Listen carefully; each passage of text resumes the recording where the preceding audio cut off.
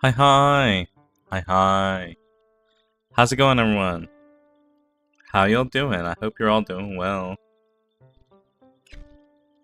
Hi, Crovin. Hi, hi. How's your Saturday? I hope you're having a good Saturday. I'm having a good Saturday. I've done a lot of nothing today. uh, you're doing well? Hell yeah, I'm glad to hear it. Uh, I have not been doing a lot today. I've been chilling mostly and, taking Ruby out and stuff like that. I have been reading manga, is really what I've been doing. Same. Yeah. I've been, I have been reading manga. Agiri recommended me some Yuri manga. Hi, Rain! Hi, hi. How are you? I hope you're doing well. I hope you're having a good Saturday.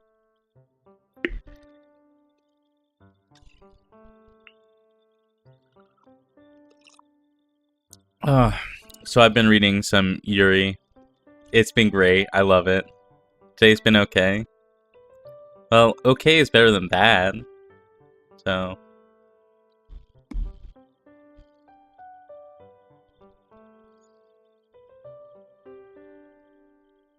but it's been really good. I've been reading, now, you're a manga? Yes. Yes. I have been reading, some Yuri. It's been really good.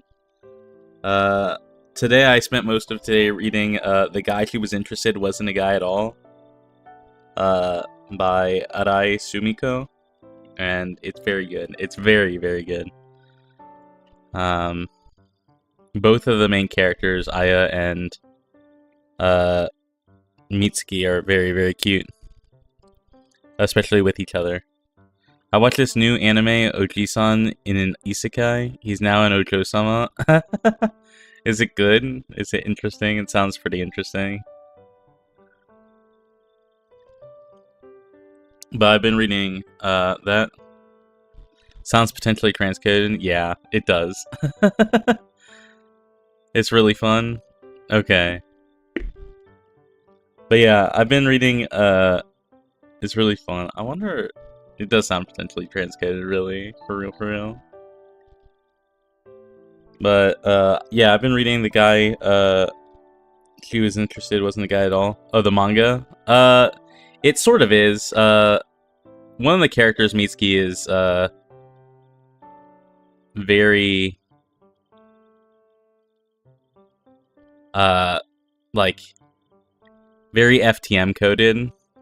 Um, but it's not. She's not trans, but she's like very, very you know, FTM coded. Imagine like your dad got isekai in your favorite otome game. That sounds very silly because it sounds very uh how do I put? It sounds like it's very funny. uh like the dad is like taking care of everyone is how I imagine it. Hi Mozuto! Hi hi, I hope you're doing well. I hope you're having a great day. I hope you're having a great Saturday. We're chilling. We've been talking about what we've been up to. Hi X dude! Hi hi, how are you? I hope you're having an awesome Saturday.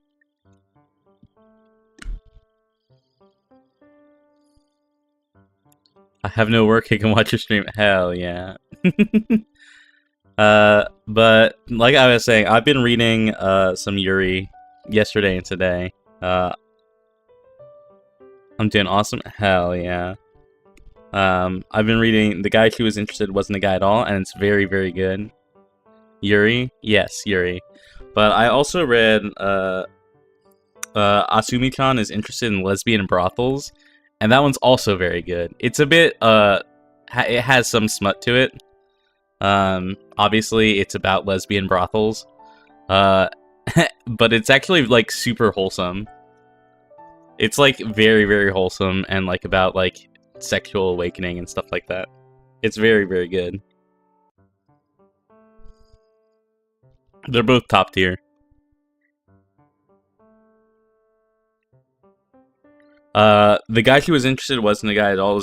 Is like about music. It's about these two characters who are very different from each other, bonding over liking the same music. It's very, very cute.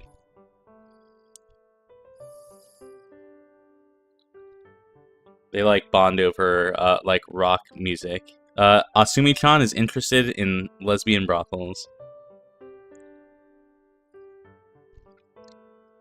Asumi, A-S-U-M-I.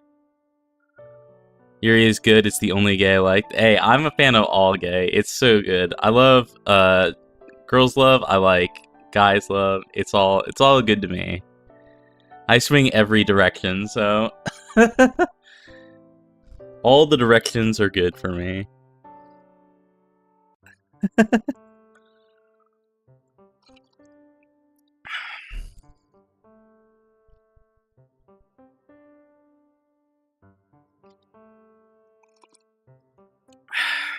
Sorry, I am sipping on hot chocolate, which is why you hear me slurping, because it's very hot still.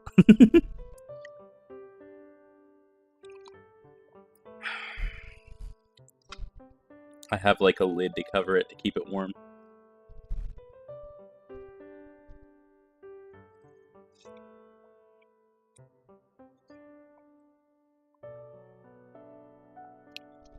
It's your taste. I have nothing to say.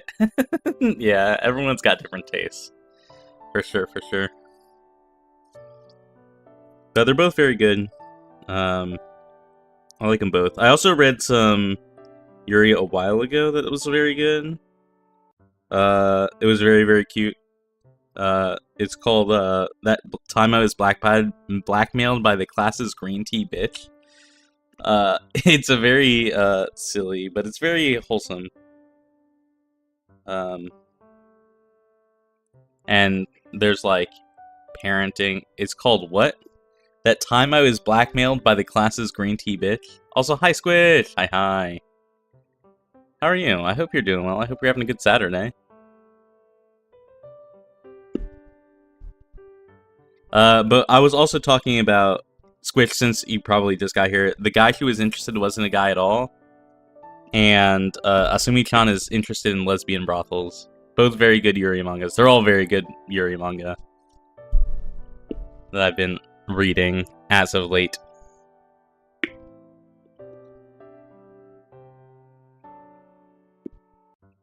But yeah, they're all really good. They've all been really, really good.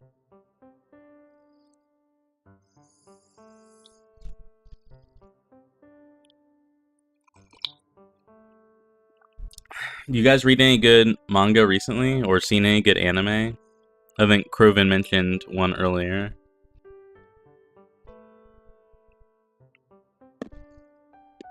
I'm like just like in this waiting period where I could watch a bunch of anime, but I really don't care about any anime until Witch Hat Atelier comes out.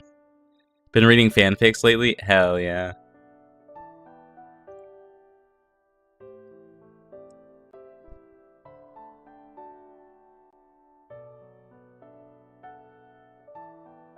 I just finished Iwaka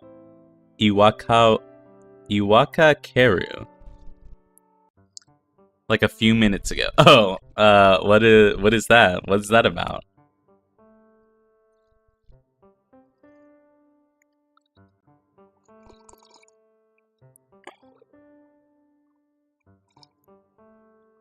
Oh, sorry, this hot chocolate. The wall climbing anime. Oh, is it like about like rock climbing? That sounds pretty cool. Is it like sports anime Conan, or is it more like it's a high school girls sports climbing? It's full on fan service. Oh, I see. Is it more sports, or is it more cute girls doing cute things? Coded, do you think? Or is it like a mix? It is not Fight Me. Oh, Barney. Let me look it up.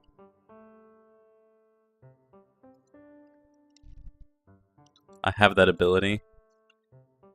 Iwaka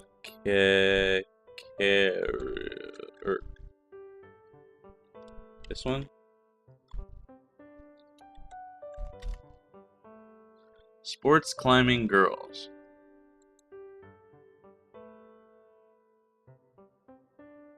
Oh, this looks like it's more, not there's zero, but it's mostly sport. Okay.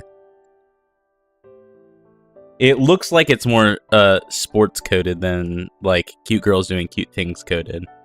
It does have muscle girls hashtag goals. You're so real. That's so valid.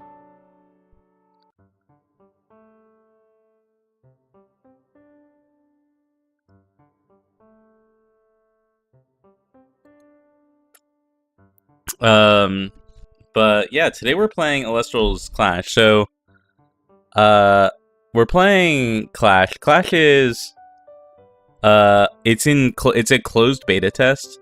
I got codes for, backing the Kickstarter. And it is now in closed beta.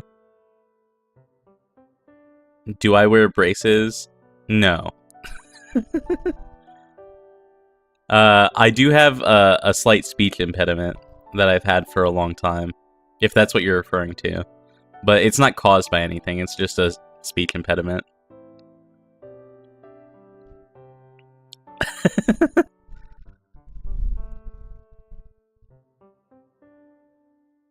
Oh, that's why? Yeah. It's on basically all CHs, SHs, TRs, that kind of thing. A lot of people say they don't notice it, but I notice it. It's very easy for me to notice it. Hi, Akidi! Hi, how are you? I hope you're doing well. I hope you're having a great Saturday so far.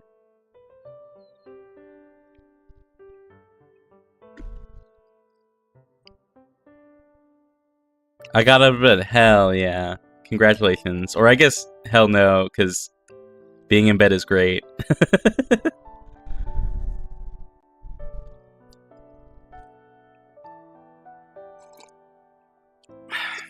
But today we're playing Elestrals Clash. Clash is still in beta. It's like in very much closed beta. It's like an actual closed beta. It's not like a polished game beta where they're just showcasing the game before it's released. It's like an actual like closed beta test. So we will probably encounter some bugs or some wonky UI or things like that. I'm very much expecting it. So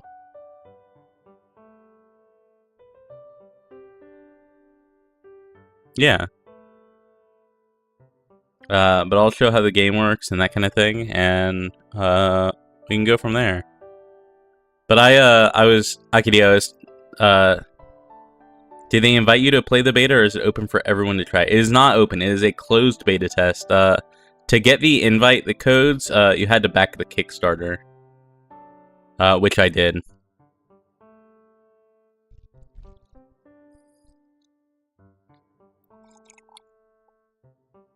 But it looks I'm very excited for it because it's one of those games where it's like all the cards are going to be available on release. Like all the cards are going to be available for free. Like you won't be pulling packs or cards. All the monetization is going to be like in cosmetics and things. So if you're looking to get into like a TCG sim with no cost to you, this would be one. I will get the bug encounter tally ready. I mean, there might be quite a few, very genuinely. Hi, Tommy. Hi. How are you? I hope you're doing well. I hope you're having a good Saturday. Oh my god, an official card simulator with full access? True. How are they going to make money? So, like I said, the monetization is going to be in cosmetics. And like getting like higher rarity cards and stuff like that, I imagine. Like higher rarity versions of the cards. Because Elestrals has a pretty like extensive rarity setup. I would say, with like hollows and stellars and reverse stellars and things like alt arts and that kind of thing. And so I imagine that the mod station is going to be in things like that, or like mates and boards and all that jazz. But the goal of the game, the goal of them releasing a TCG simulator is for people to play the paper copy version. Like, it's meant to entice people to play paper, and like to go to locals and stuff like that. Which that like they have said that that's their goal. So, yeah. I'm fine. Twisted my knee like an old man. No longer pain. Oh no, well, I'm glad you're no longer feeling pain, but I hope it's like better, and not just like not pain better. I'm doing well. I had a good Saturday. Like I said earlier, I read a lot of Yuri manga today. They have physical cards. They do have physical cards. You can buy them both on TCG Player and on like the official Elestrals shop. I've bought cards from both places, and it's been fine so far. But yeah, we'll see after the Gaelic match tomorrow. Should you be playing if you twisted your ankle, Tommy? But good luck. Nori, the queen of BL and GL now. True. You know me. I like both gays. Both flavors of gay. All the flavors of gay.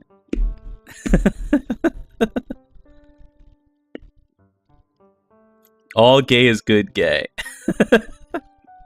True. It's just a challenge match, it'll be fine. Okay, well, I trust your judgment. You know yourself and your body best, Tommy.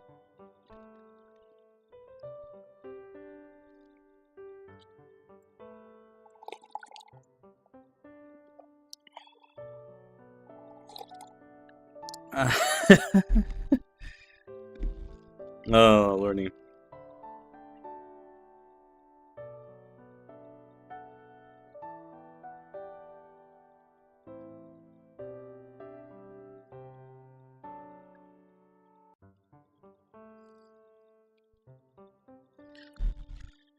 But let's get into playing some Clash. I genuinely don't know how it's gonna go. I've played with the UI, like I've built a deck, but I haven't actually played a game in the simulator yet.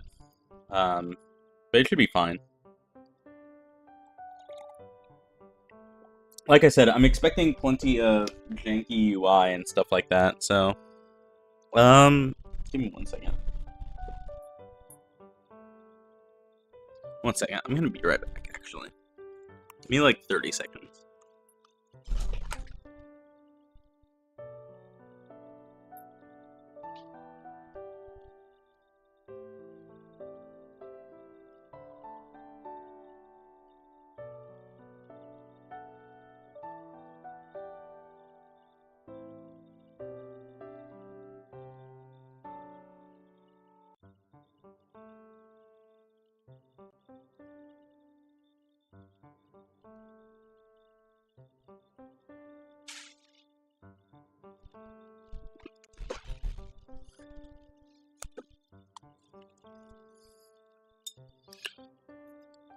Also, I just noticed 222 subscribers on 222. Yeah, we're at 222 now, I think. Which is great. We were at like just before 200 on the January 1st. So we've already made a lot of progress this year.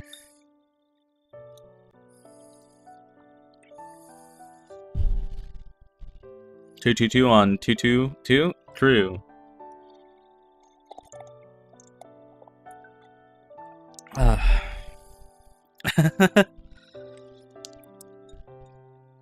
No, 2? Yeah, right. That's what I'm saying. 2. No, true. I see. Okay. Alright. Let's do this thing.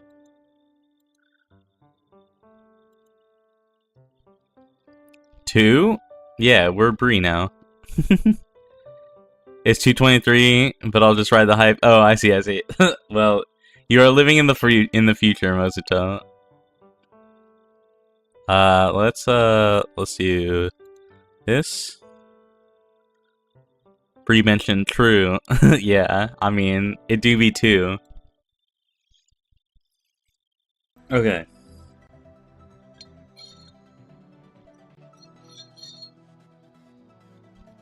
So, imagine not being in the same time zone as Nori. I think most people are not, right?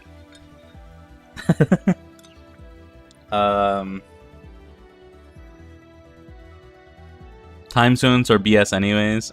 True. That's very true, Tommy.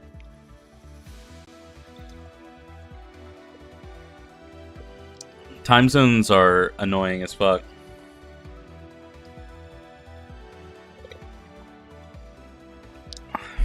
I'm not, but I'm only one over. I think so, right? I'm pretty sure. Okay, so I'm not in the same time zone. You're like, what, 2 ahead of me, I think, right, Kroven? Oh, how is the volume? Thank you for reminding me, Mosuto. Are volumes okay? Is it too loud? Is it too quiet? Daylight savings BS? True, yeah. Daylight savings is super bullshit. I hate it. It's fine. Is it fine or is it good? Because fine and good are different. It's kind of quiet. Okay.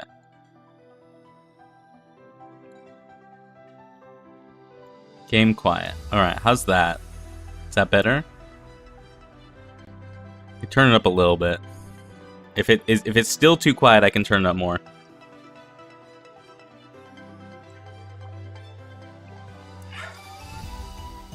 Better? Sounds good? Okay.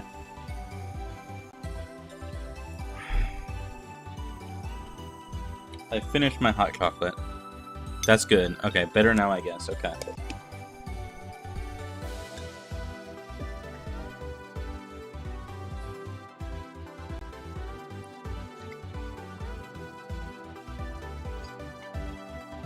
Okay.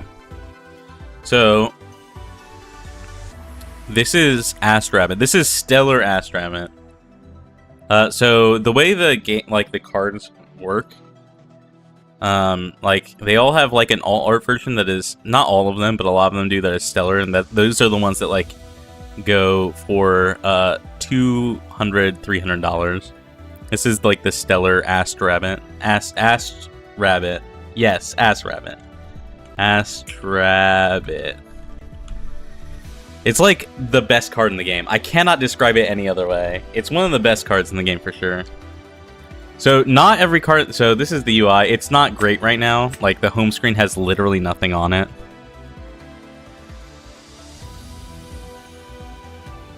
Astro Rabbit. Yes. The play just shows like your decks. And there's like a play button down here. Let me do this. Okay, that changed how it looks on my screen. Okay.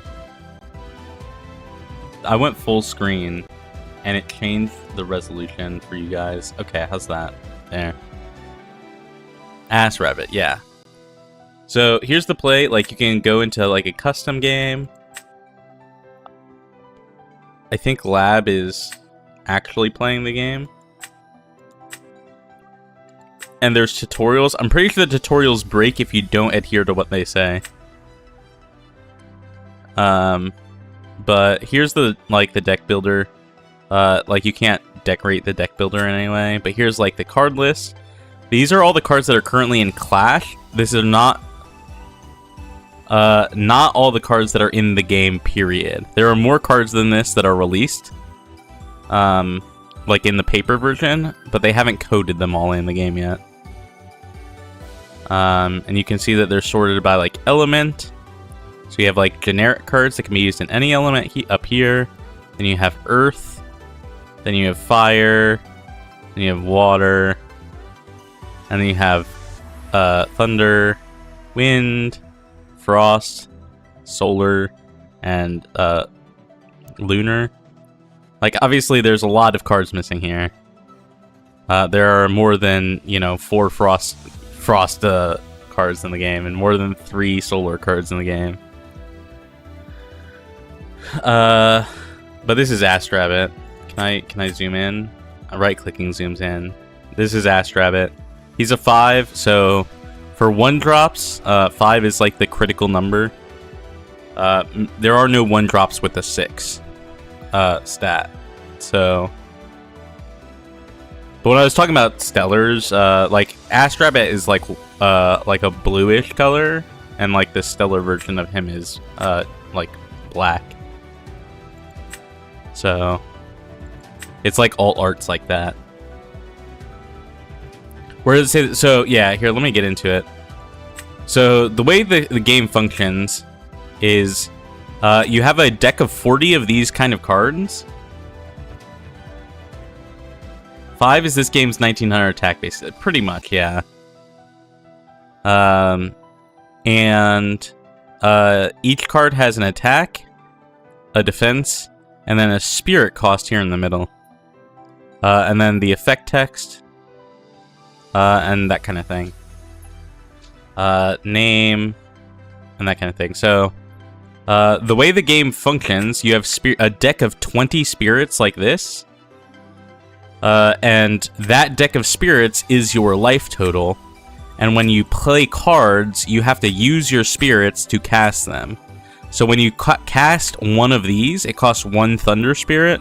Or technically you can cast it with any spirit. But if you want its effect, it has to be Thunder.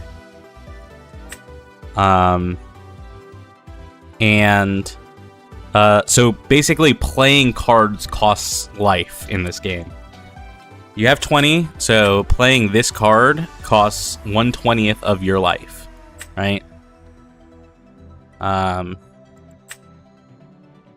So here, let me show you what this deck looks. So this is the deck builder. You can have a max of 3 copies of any card. So your energy is attached to your life. It's a permanent life cost, or can you get the resources back? There are very few cards in the game that can heal. This card is generic healing, so it costs 1, and it says return up to 3 spirits of any color from your underworld to your spirit deck. This card is basically run at 3 in every deck, because it's like one of the very few ways to heal in this game. There are cards that heal in different colors. Blue is water is especially good at healing. Like they have Jotagwa, which when it receives 1 or more, you can heal, return 2 water specifically from your underworld to your deck, spirit deck. And when it says receives 1 or more, that's when you cast it, it receives a water. When you can re-enchant stuff, so you can put another water from your spirit deck under this if you wanted to. Sluggle is another heal option for water. It's when you cast it. It gets... Blue is the healing color of the game. No counters for us blue pairs, huh? Yeah, blue is like the heal one, pretty much. Blue has a lot of other things that it does. But if I were to identify one of the strengths of water, it would be healing. BMT sounds amazing. It does sound pretty good. I wasn't expecting it to be such a bop, but so that's how the monsters work. We can talk about runes now. So runes are like the spells, like the instants, the sorceries, and things like that.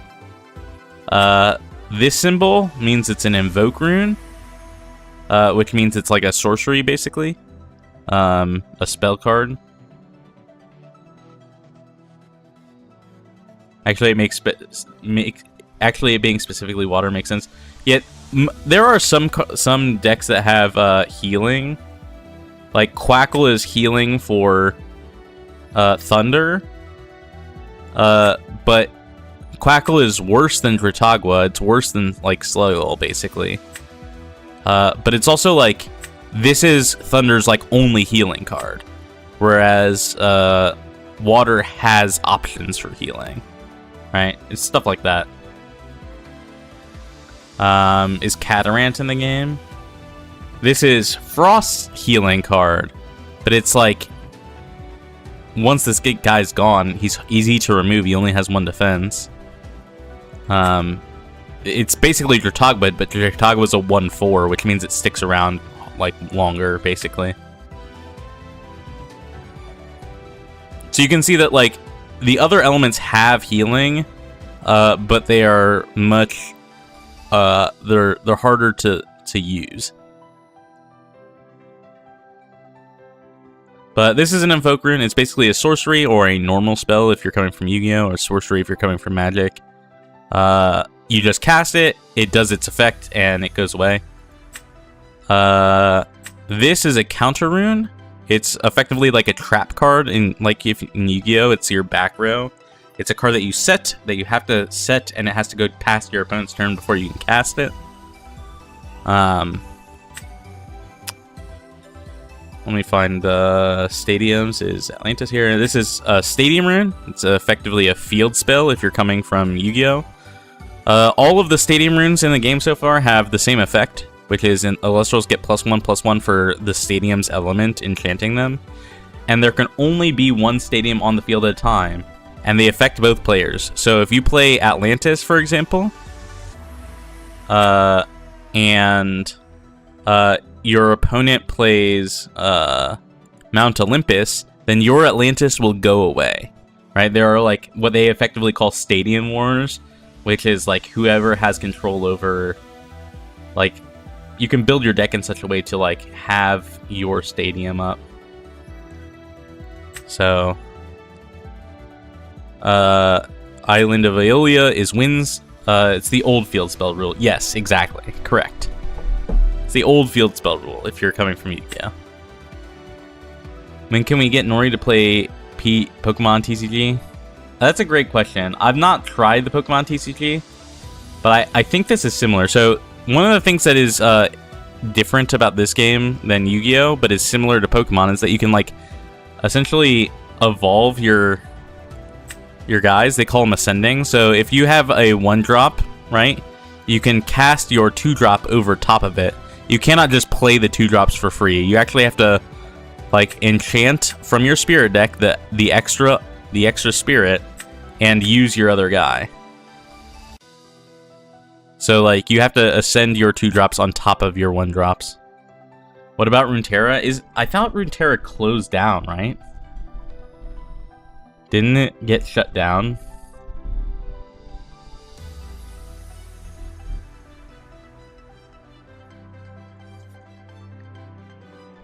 Oh, like Digimon, where you play a level 2 over a level 1 of the same color? Yeah, you can technically evolve any 2-drop onto any 1-drop. So, like, if let's say I had this Astrabbit and it had just Thunder on it, you can always play your 2-drop. So if you, like, re-enchanted Water to evolve into this guy, it would be Thunder Water, which means it wouldn't get its effect. So you can always misenchant your guys, right? Like, you can play Astrabbit with the Water. It just means it doesn't have an effect. And it won't have an effect until it gets a Thunder. It still exists, but doesn't have any new updates. Oh, I didn't realize that. I thought they, like, actually shut it down.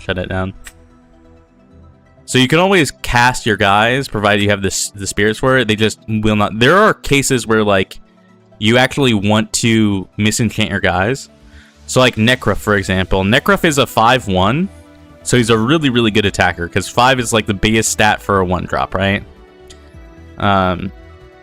But there are a lot of times where you actually want to chant specifically Necrof as water, because Tsunami exists. Tsunami is a trap card that says change all Elestrals to defense position unless they are water enchanted. So sometimes you'll want to enchant Necrof as water, so that way it won't be changed to defense position by this card specifically. Right? It won't get its effect, but its effect doesn't really matter because you're casting it for like a 5/1. Its effect burns on Elestral Destruction. It's like, okay, if I want to use it as a guy that removes other guys, and I don't want it to get switched to defense position by Tsunami, I'll cast it as water to protect it, even though I forego the effect. So, there are cases where you want to misenchant your guys. But, yeah. What else is there? So we talked about invoke runes, we talked about stadium runes, we talked about counter runes. Let's talk about these artifact runes. Artifact runes in this game are equip spells. If you're talking about Yu-Gi-Oh, they empower the Elestrals, so you actually have to like target your dude and equip it to him basically. Hephaestus gives +1 for each enchanted rune on the field. So any face-up spell or trap card. Runes are the spell and trap cards basically. And that kind of thing. And then we can talk about divine runes. Actually, let's talk about Hephaestus. So Hephaestus is fire. It says when you cast him, you can enchant 3 from your spirit deck to him. So you can have up to 4 fires underneath him. And it says you can disenchant fire from him in order to search for an artifact rune and add it to your hand. So basically, he has 4 spirits under him, and you can like basically detach or disenchant the spirits from him to search your deck for an artifact, like an equip spell, like these. I accidentally added that to my deck.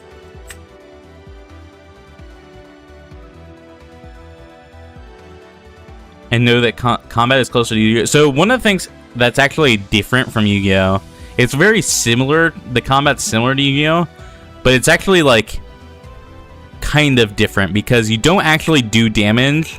So the way damage works, right, is like you have your spirit deck. So this deck spirit has 8 earth, 5 water, and 7 thunder, right? And the way damage works is that if my guy, like, let's say I have a Necruff and a Cinder, right? Like, let's say my Necruff kills the opponent's Cinder. If they both have 1 enchant, it does 0 damage, regardless of whether it's attack position or defense position. But if this Necruff had 2 spirits underneath it, right? And then I killed the Cinder with 1 that was in attack position with 1 spirit underneath it, the opponent would have to expend 1 spirit from their spirit deck. So you don't do damage based on the attack number. You do damage based on the enchanting spirits underneath it. That's kind of hard to talk about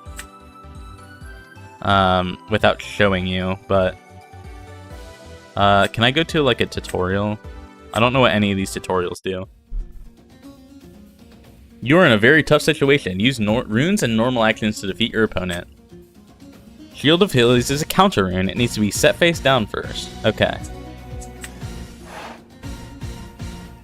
Alright. I have set it down. During your turn, you can take 1 normal action. Normal cast an Elestral, expend 1 spirit to draw a card, or enchant 1 spirit to an Elestral you control. Let's use your normal action to expend 1 spirit and draw a card. Okay, how do I do that? Okay, so I can expend a spirit, we'll expend 1 earth spirit, and draw a card. We drew Earthquake. Wonderful, you drew the invoke rune, Earthquake. Earthquake is one of the few runes in the game that's just removal, it's just straight up removal. So you can see it's cost 2 earth and it says target and destroy an Elestral. That's all it says. This card is limited in actual play, but the ban list doesn't exist in Clash yet. You can have up to 4 runes on the field and choose a location for Earthquake. Select up to 2 spirits, so you have to enchant it with Earth Spirits to get the effect. So we'll spend our last 2 Earth Spirits, and then we will target and destroy their Trifernal.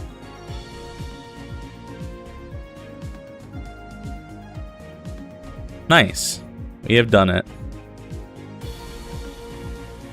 So we'll pass the main phase. You have to go to the battle phase. So first off, there is no main 2. If you're used to Yu-Gi-Oh, there is no main 2, which means you actually have to set cards in main 1 before you go to battle. FYI. we can't defeat their Necruff because our dude has 2 attack. But thankfully, we set our counter rune, which bounces their guy on attack.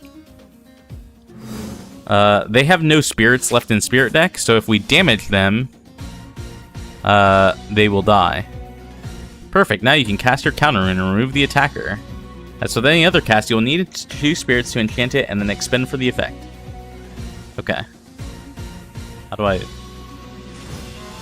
So, Shield of Achilles, which says the Shield of Achilles can only be cast after an opponent declares an attack. Expend spirits equal to that Elestrals enchantment cost in order to negate that attack and return that Elestral to the hand.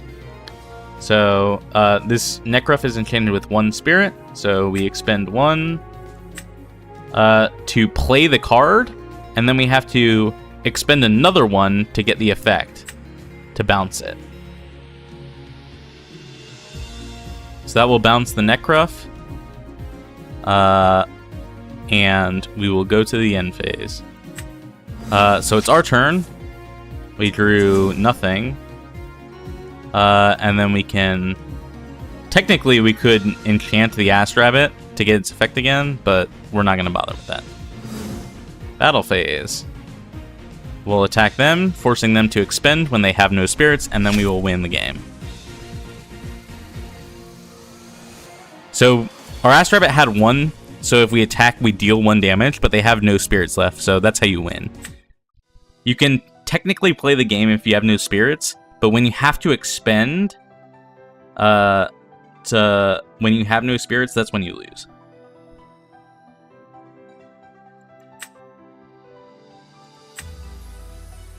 Cool. What have we talked about? Is there anything we haven't talked about yet? Divine runes, they have spirits. You can disenchant from them. So essentially taking a direct attack KOs you. Technically, if you tried to play a card when you had no spirits, because you have to expend to play cards,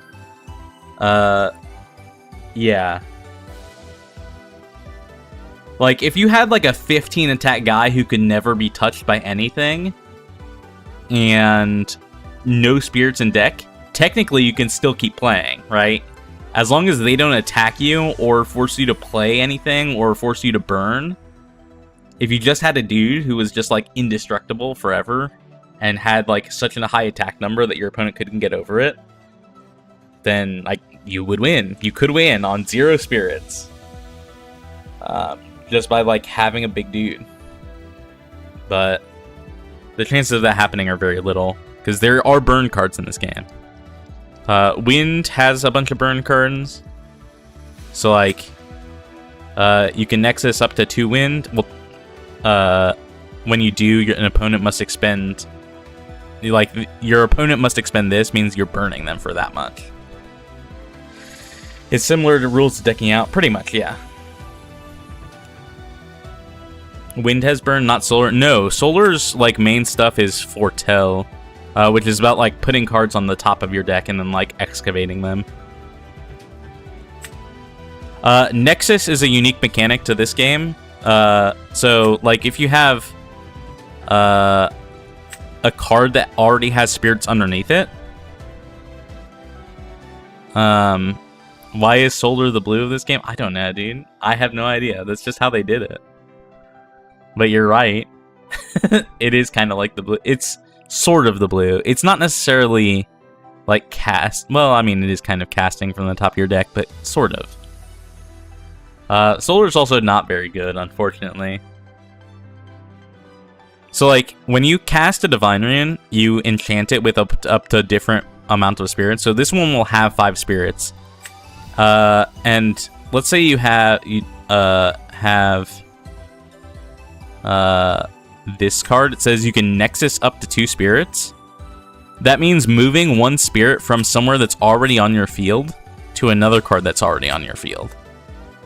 Right? So this one could move up to 2 spirits from somewhere else, like from this Aeolus, who has up to 5, to itself if you wanted to, or to another card, like one of these receive cards that says when you receives, right? So Nexus decks exist.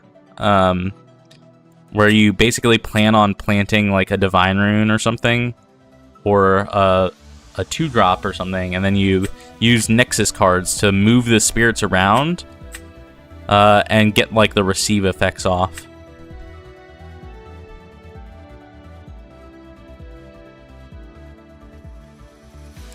Like this one says, when this P-Gust receives 1 or more wind, you can target and destroy a rune. That's like a spell or trap. So yeah, that's pretty much Elestrals. I don't know that there's anything else that we haven't talked about. We talked about misenchanting stuff.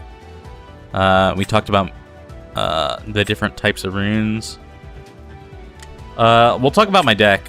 So my deck, I called 5s illegal because it's illegal. It has 3 Earthquake. Because Earthquake is at 1 in the game. In like, not in Clash, but in like the actual TCG. But 5s is called, like, they call it tempo now. Is the official name. But 5s is just playing a bunch of 5-statted guys because they're the most efficient ones. But this is actually more like Earth Nexus, really.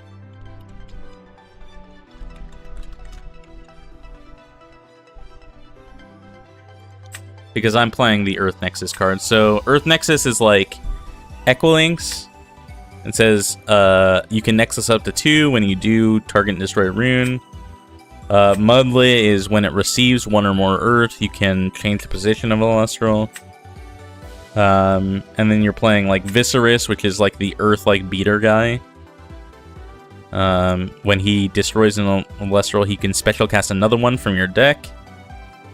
It's like Zoo or Beat 6. Yeah, 5s is basically Zoo, right? Like the 5s tempo decks, which is like Eddie, which on cast switches the position. You're playing in 5s. You're playing the Necruff. In 5s, you're playing stuff like that.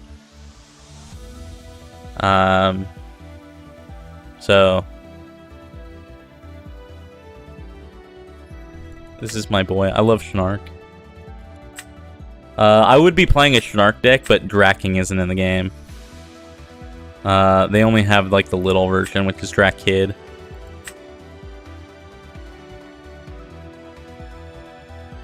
So,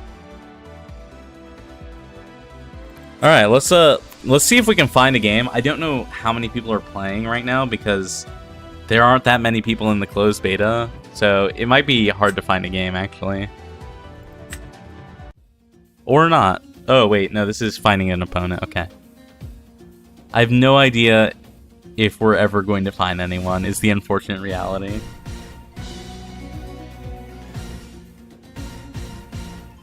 Because I don't know how many people are playing the game, because there aren't that many people in the beta at all. I should post on their Discord, on the Elestrals Discord.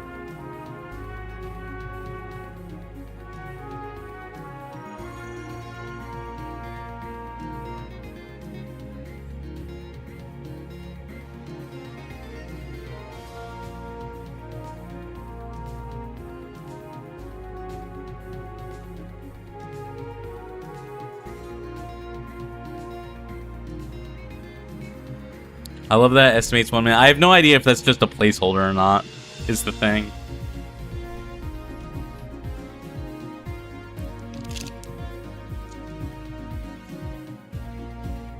Like, we both know that isn't true? Yeah.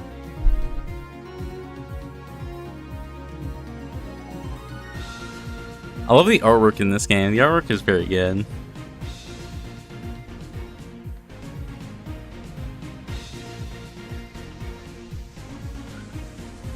Let me post.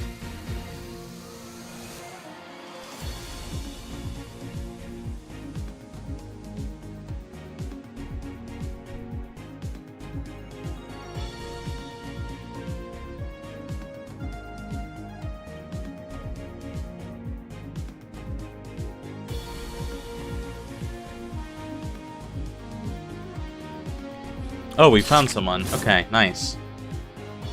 So there is a mulligan rule in this game. To to mulligan, you have to spend 2 of your spirits. For the record. We're keeping this. This hand is really good.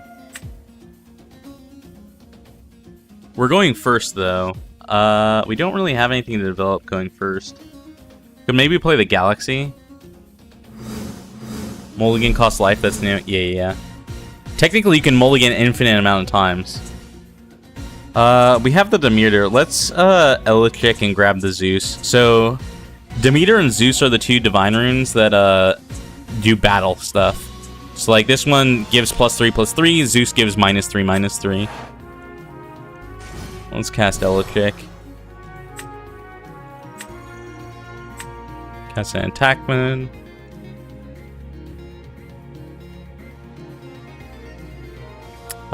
This is casting the effect, I think. We'll grab Zeus. The UI is kind of wonky. And then we'll set this Tsunami. And end the turn, I think. First turn player does not get battle priority or anything like that. Oh, they actually elected to mulligan. You can see that they spent 2 spirits before the game has even started. Oh, they have just set 3. Setting 3, so things I'm thinking about are like Poison Tipped Arrow. Oh, Viscerus. Okay, they're playing Earth then. You can see it has 1 Earth Spirit underneath it. Viscerus is a 5. It gets +1 for each Viscerus on the field. Oh my god. Demeter. How many did they put on the Demeter? It's a very important question. Okay, so they fully enchanted the Demeter. We're going to Tsunami the hell out of this. Because they're going to go in.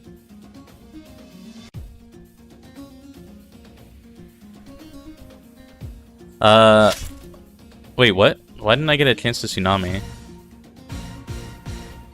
Wait, what? Huh?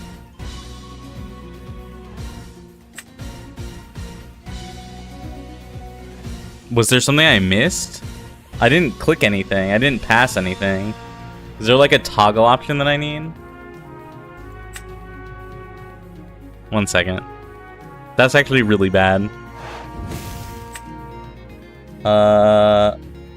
Oh, it's on auto. I want it on on. That's actually really bad because Viscerus summons another Viscerus when it kills something.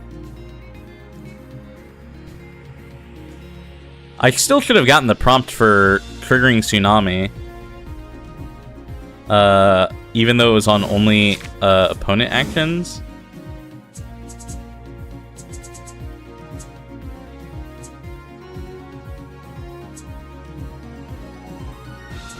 This is actually really bad because I'm expecting them to have like a Gorgon's Gaze or something. Which negates effects, or like a PTA which kills stuff.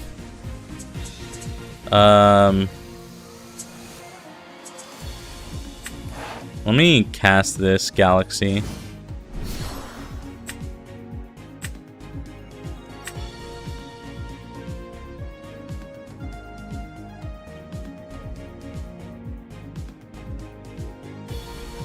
From the terrible MTGO portal? True. Yeah, everything looks way better. So Poison Tipped Arrow will lower its attack. But it actually lowers the defense. Because this swaps their attack. Which is very silly. Galaxy's like rules are really fucking weird. The rules around swapping attack and defense is crazy. Because it happens in a specific order. So we're on a timer. Let's play Zeus.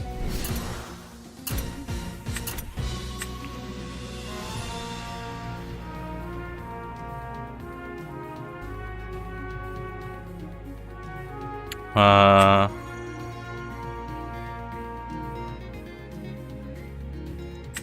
don't think we want to do all of them.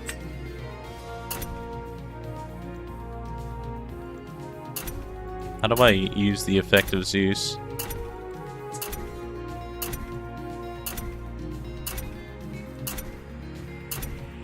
Hello? How do I use the effect of Zeus? Oh my god, that's so annoying. Okay, well... we'll just kill this one then.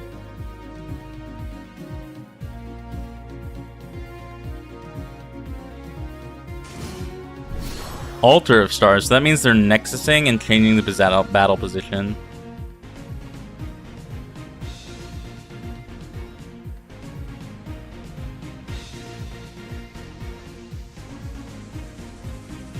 Presumably of their own Viserys. Okay, we're getting cooked. Oh, they changed our galaxy. Okay, that's actually way better. Oh, and they nexused off of their other Viserys? Okay, well, that's fine then. That's actually really good for us. Sure. So, presumably they will expend further poison-tipped arrow to kill our galaxy. Assuming they know how to do that. The UI for poison-tipped arrow is really weird, I've heard.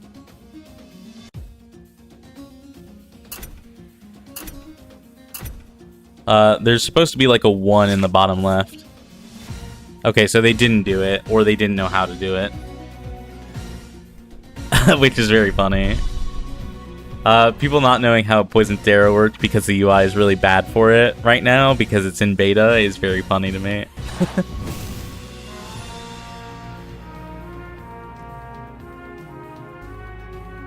Wait, why can't I activate this tsunami?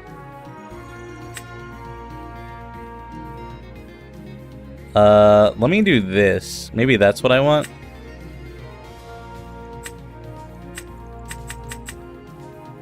How do I get out of this? Oh, there we go. Oh, there it is. Okay, well. No, it is too late for that. I'm sorry. I accidentally... So now I have the toggle for face down runes. Thank God.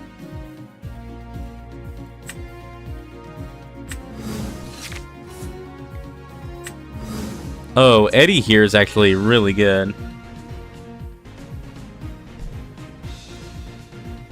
It's a bit lame they've decided not to have that be on by default. They might have it on by default later. But I don't know. Eddie changes the battle position, so let's do that. We'll cast it with water and attack.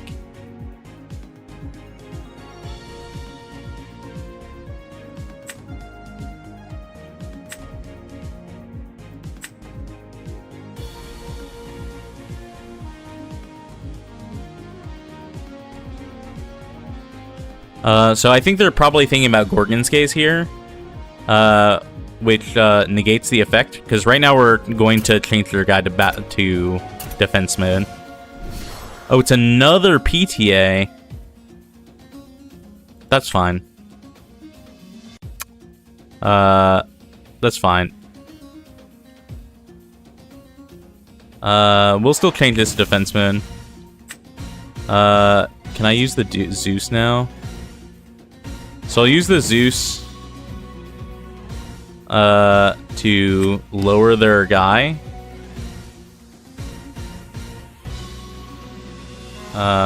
Because it's in defense mode. Now it has 0 defense and we can kill it.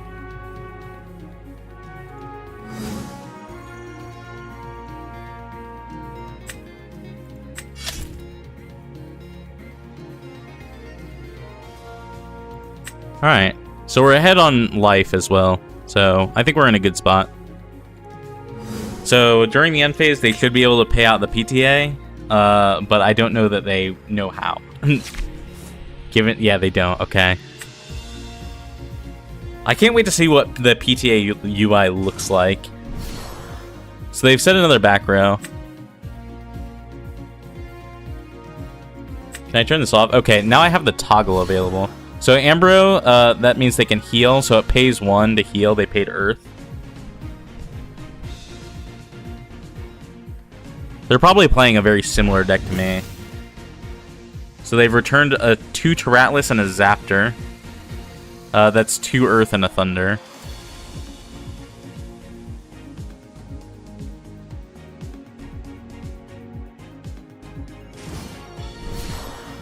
Oh, Poison Tunic.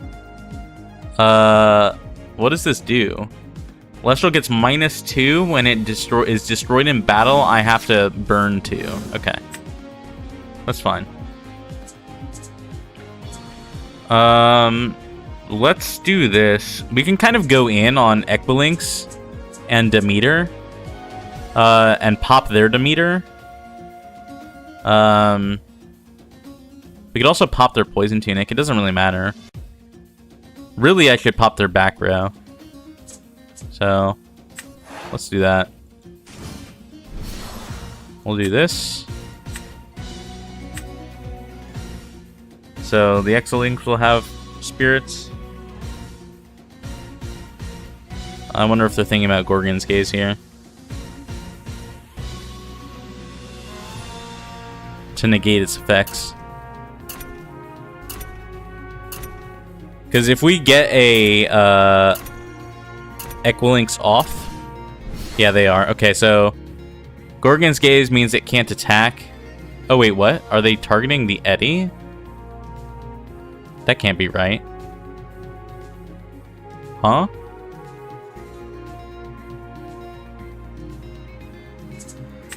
Okay, let's cast this Demeter. It looked like they targeted the Eddy, which is very not what you're supposed to do. Well, Demeter for max amount of spirits. They're pretty much hosed. Equilinx effect. Well, Nexus from the Demeter. 2 spirits. Confirm. To the Equilinx. So now this has 3 spirits underneath it. We'll destroy a rune. Let's destroy their Demeter, so they can't get back in the game via combat. But this How has 3 spirits. That means when I attack, I will do 3 damage to them. Yeah, they targeted the Eddy, so now Eddy can't attack this turn. I'm not sure why they did that. But I'll do 3 damage. Which is massive. And we'll just pass. So now we have a 3 damage guy, a Eddy, who's just a water dude, but we have Tsunami set, which means we're basically always safe from battle here, unless they draw specifically a dude enchanted with water. Oh, Galaxy. They probably will enchant it with water. Okay, so Tsunami doesn't work here, actually, because it's water enchanted. So we won't be able to change them to defense mode. They should kill the Equilinx here, because the Equilinx will kill them if they don't. This is actually kind of rough.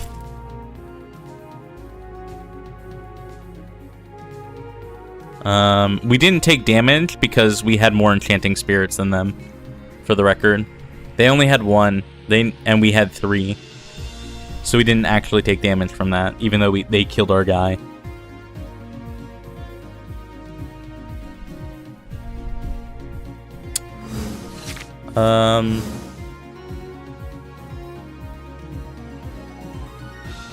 Can I kill this Galaxy? I actually don't know.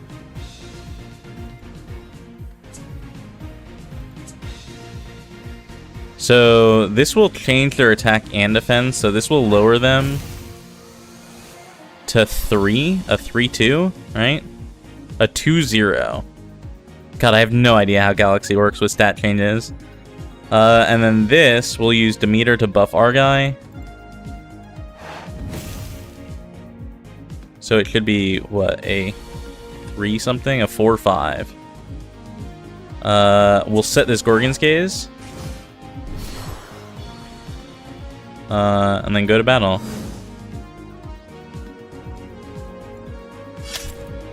So, even though we kill our guy, they both have 1 Enchanting Spirit, so he won't take damage from that.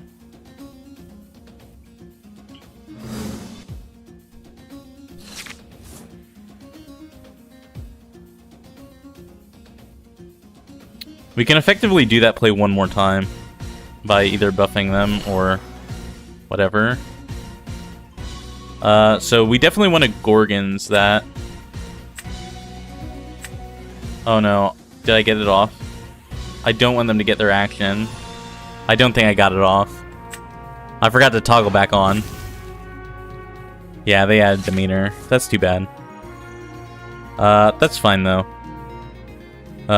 We will just, Tsunami then. We'll see how in they go on this Demeter.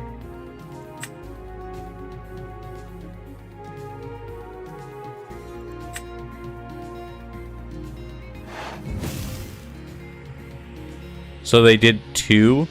Okay. That's fine.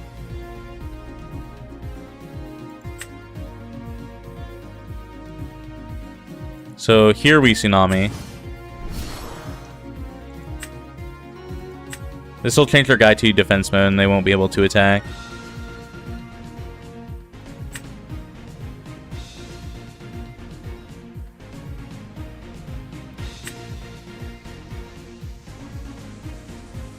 Okay, they have conceded.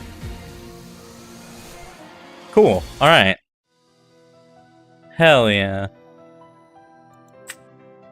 Let's go! Alright, we've won our first match.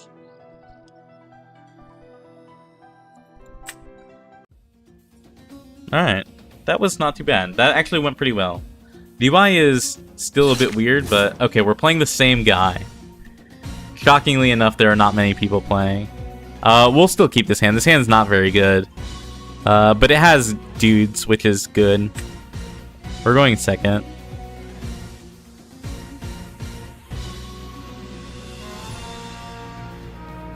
Okay, they have kept their hand, it looks like.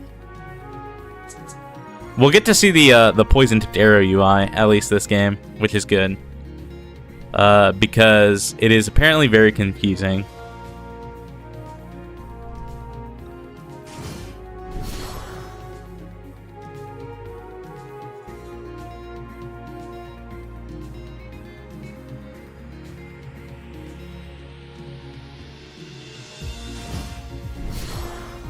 Warmite. What the fuck is Warmite? You can target an opponent's Elestral and give it -4 attack until the end phase. Okay.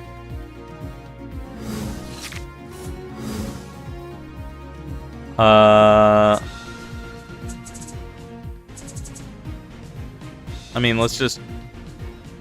I don't know what this back row... If this back row is Gorgon's Gaze specifically, we're kind of hosed. Or if it's a Poison Tipped Arrow, it's also really bad for us. This is fine. We'll just play into it. I don't really have an issue with that.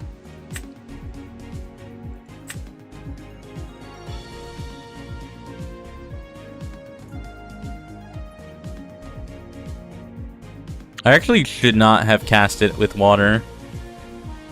Let's not change their attack position. Not that it really matters. We can kill it either way. We'll set this PTA. And we'll go to battle. We'll kill this Warmite.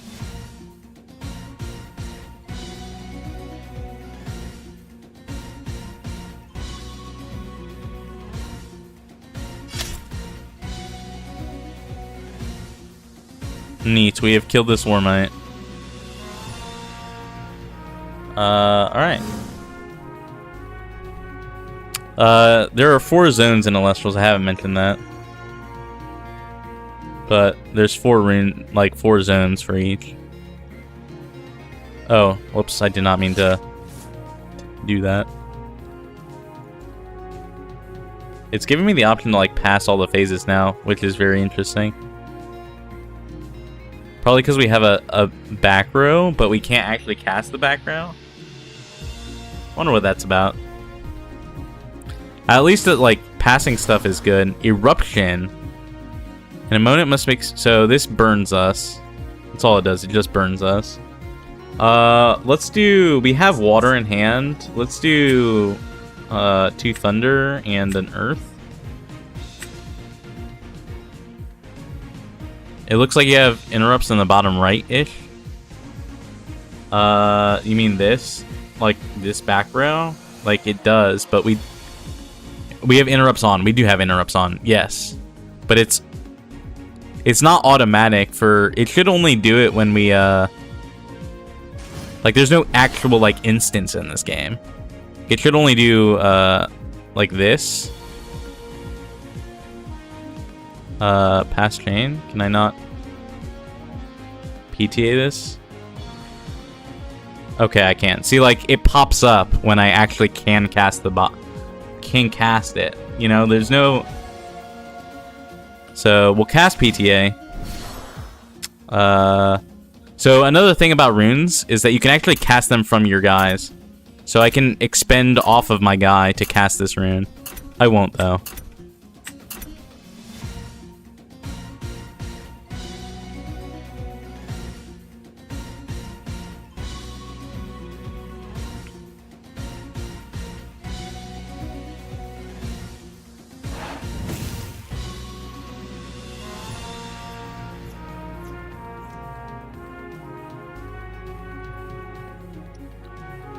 Yep, so they can still kill our guy. Because Eddie only has 1 defense.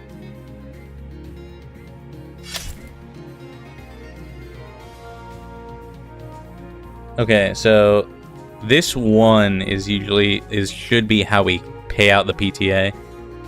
Because PTA will let us kill it by expending spirits equal to its enchantment cost in the end phase. So PTA...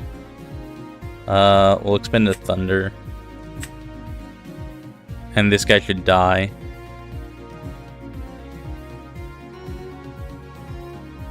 So yeah. It's very weird that it's there like that, but that is how PTA works. Because you actually have to like click on the 1. It's not intuitive at all. We'll just play this.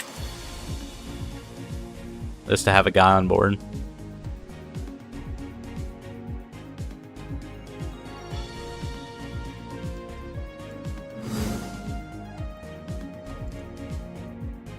We're really low on spirits right now.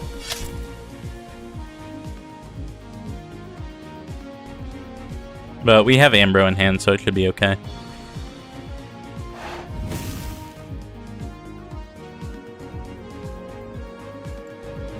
We have no back row though, which is unfortunate.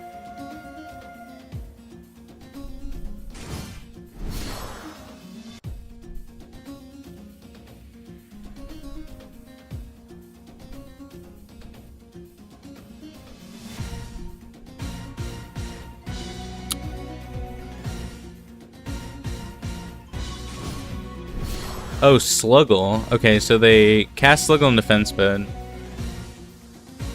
Which will heal them. It looks like they're playing like a heal burn deck now. Like this is slightly different from their other deck. That was playing like Demeter and Viscerus. Maybe it's still the same deck, but we're definitely seeing a different side of the deck for sure. Let's just cast an Eddie, I think. Echolinks doesn't really get us here. I don't want to use my Echolinks before I need to. Kind of running low on water spirits though.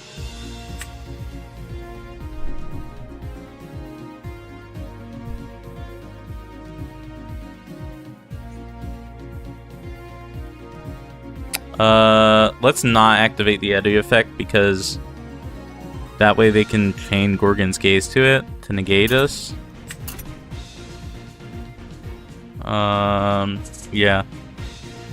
Let's go battle phase. Oh, it's a 1/4 now, because Galaxy changes all of the water enchanted Elestrals. I forgot about that. I should not have enchanted with him with water. That is my mistake. I forgot about that. Should have enchanted him with, like, thunder or earth or something.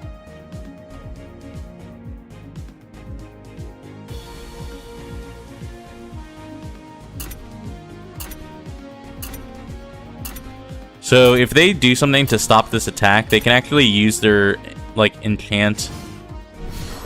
Oh, shield. Shield bounces the Galaxy, which turns our Eddie back into a 4/1 actually, which is very funny. So we'll just kill it with this now. If it had been like a Gorgon's Gaze and Tax Death, then we wouldn't have been able to kill it. But that's fine. It worked out. It worked out all the same. They're setting again. It's probably another shield. The misplay is beneficial. True.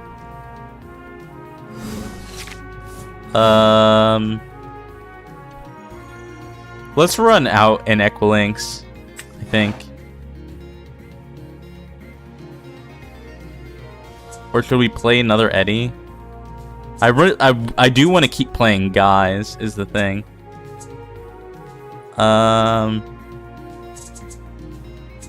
Let's misenchant an Eddie. We haven't seen any of our Thunder cards. Let's use, like, Zaptor. Why is this proccing the effect? The effect should not proc because it's misenchanted. You can see it doesn't have, like, the glowing thing here, which means it won't get its effect. Okay, it didn't get its effect. So we'll set up PTA. And then we'll go to the battle phase. And we'll hit for 2.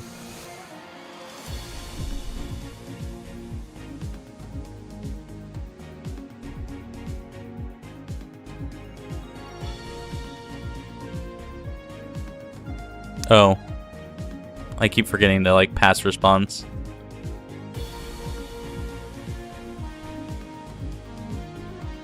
Music is pretty much, like, I like the music of this. It's pretty good. Okay. Oh, they're shielding Eddie. They're shielding again. Oh. Okay. They cost 2.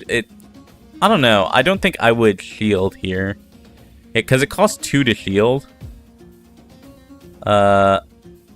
And only 1 to take the attack.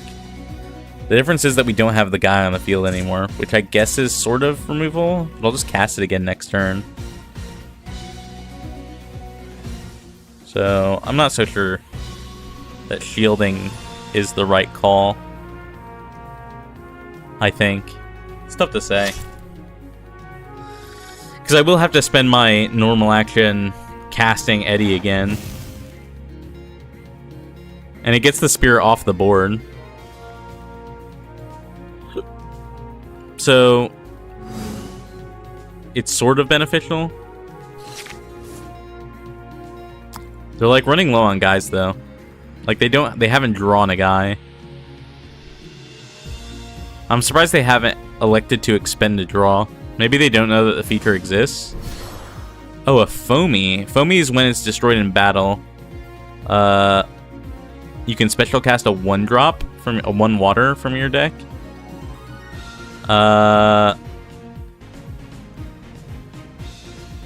Let's PTA this.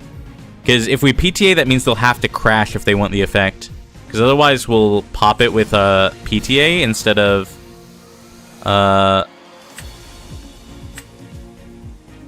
like, we'll pop it with PTA, and to get its effect, it has to be destroyed by battle.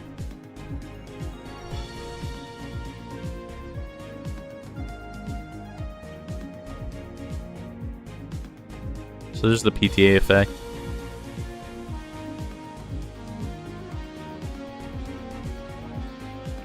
So that means they either have to crash. Okay, so they are electing crash here. To special cast the 1-drop. Which is fine. because they'll get to attack with it. There's no like summoning sickness in this game. And since it's still the battle phase, when they're casting this, they'll get the effect. Presumably it'll be like an eddy to switch our guy to defense mode. Oh, it's Smoltuga. Oh, interesting. Smoltuga gets them a fire monster. Right, I think.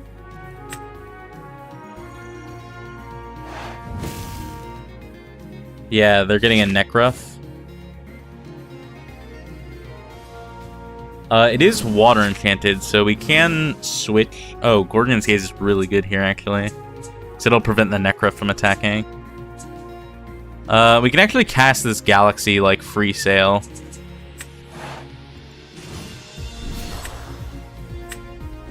And that'll switch their dudes to attack and defense, but not ours. This game is a nail biter. It's 2-2. It's 9-9, right?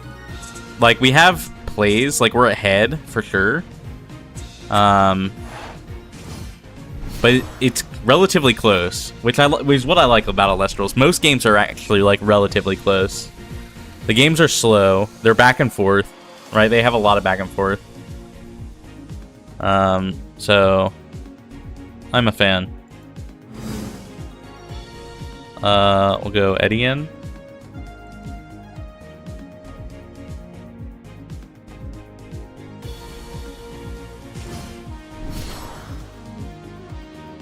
Okay, so the Tsunami will change the Eddie's battle position because it doesn't have water. But it won't change the Galaxies, so we can still kill the Smoltuga. Scoreboard and board state are always different. Yeah, they really are.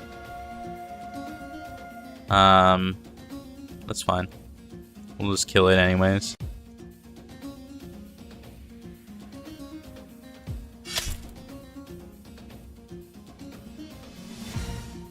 What time is it? It's almost 8:30. So after this game, I will take a 5-minute break to take Ruby out, give her pills, and that kind of thing.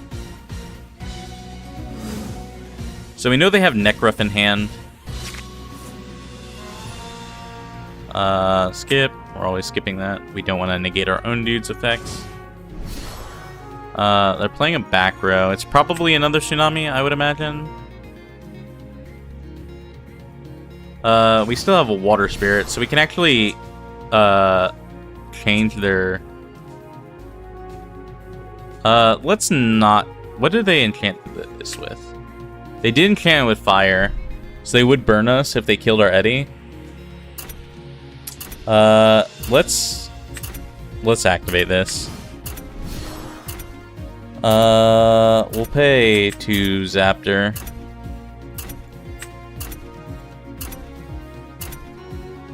What just happened?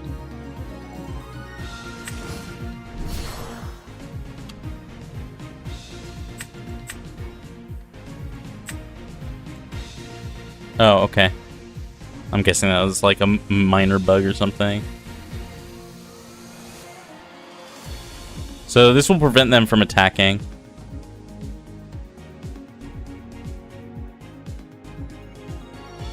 And then we'll drop the Eddie next turn to change the defense position.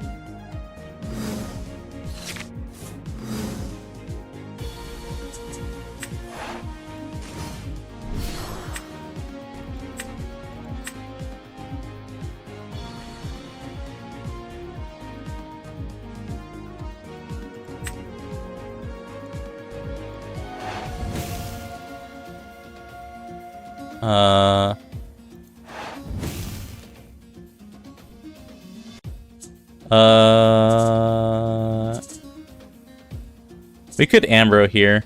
There's no reason not to. We definitely want the Water Spirits back, probably. Let's just go Battle Phase, though. We can do it next turn.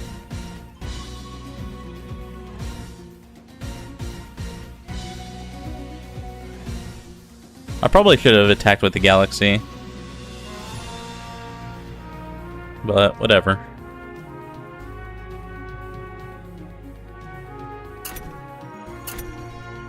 What are they thinking of here? Field, maybe?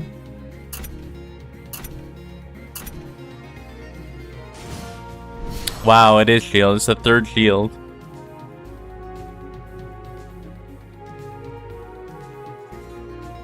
Okay.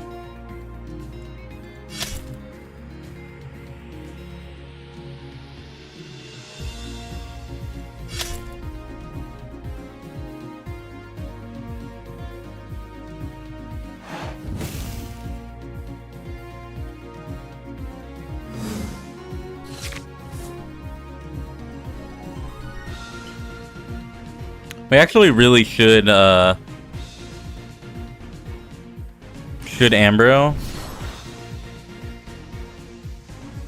Where are they casting it? They cast it with water. That turns it into a 1/4. They really need the effect though. Oh, that's really unfortunate. This is really unlucky for them. They cast in defense position then. Yeah, they're just putting up a wall. Let's just Ambro here, because we know they're playing Burn. There's no reason to do any, like, to be, like, risky about it. We'll do 2 Leviathan and a Zaptor.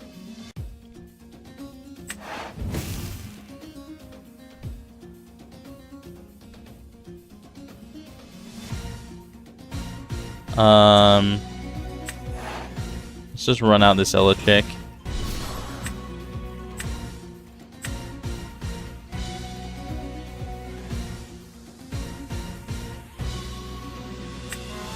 And then we'll grab, like, Demeter, probably. Sure. Demeter and Zeus are effectively the same thing. We have more Earth Spirits, so we'll grab Demeter. They concede. Okay. Okay, I will be back in like 5 minutes. I'm going to go take Ruby out. I'm gonna go make sure that the boy is eating, give Ruby her pills and that kind of thing. So give me like 5 minutes. I'll be right back. I'll leave you guys with the music here. Here, we'll look at Ass Rabbit, Stellar Ass Rabbit.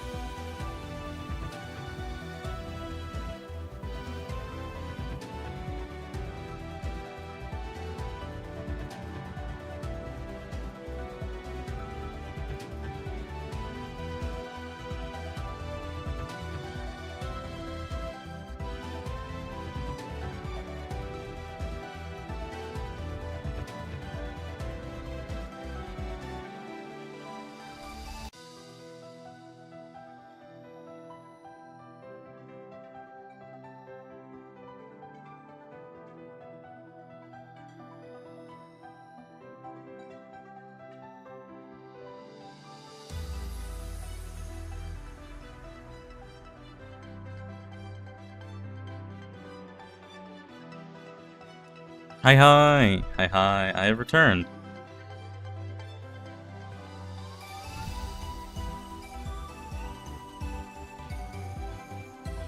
Okay. Should we build a new deck? We've just been playing, like, good stuff. What all is in the game other than good stuff? So that guy was playing Burn.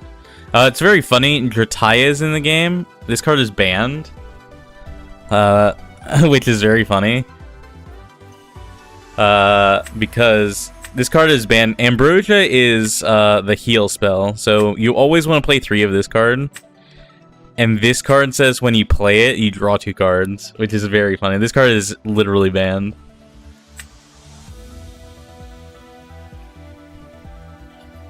Equilinx is at 1, I think, so I am playing a very illegal deck, because I'm playing 3 of it. I'm playing 3 Earthquake too, which is also illegal.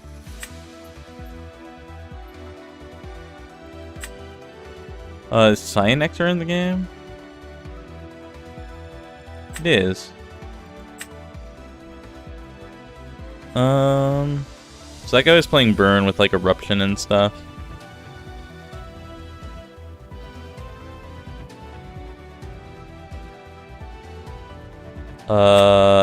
Ursa? Or Bears in the game? I don't think so. I don't think Don't Poke is in the game, which is why you would play Bears. Yeah, there aren't any other Bears in the game. That's too bad.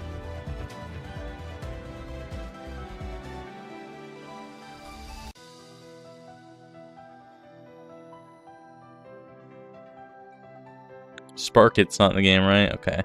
Sparkit's the other, like, banned card. I don't really see a reason to play any other decks. Like, all the other decks would be, like... You could play, like, Wind Nexus. You could play, like, Thunder Nexus, probably.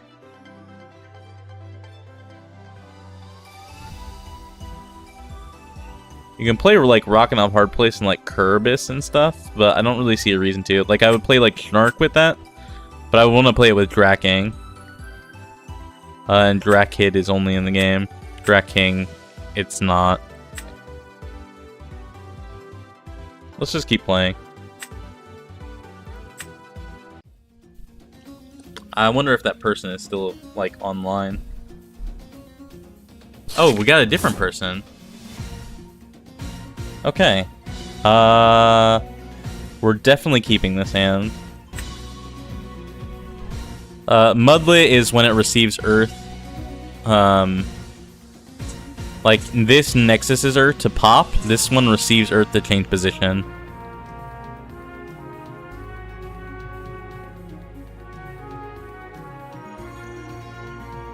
They kept their hand. They did not mulligan.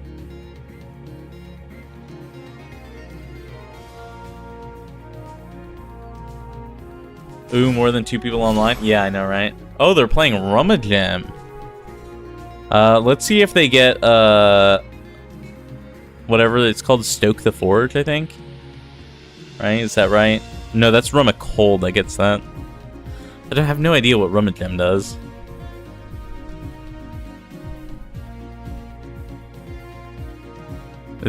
Yeah, I'm kind of surprised there's a bunch of people on. I mean, this is like a Saturday night. Oh, they got... What the fuck did they get with that? Tecteris? I've no... Okay, so this just searches an Earth Elestral. There's no log in this game yet, right? I have no idea what card they got. Did it, like, is...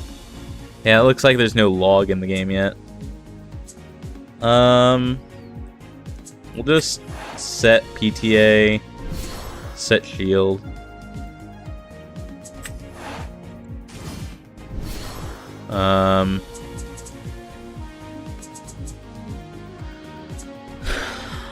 Let's develop the Equilinx, I think. That way, next turn we can develop the Mudlet and actually start, like, popping off with the Earth Nexus. Oh, whoops.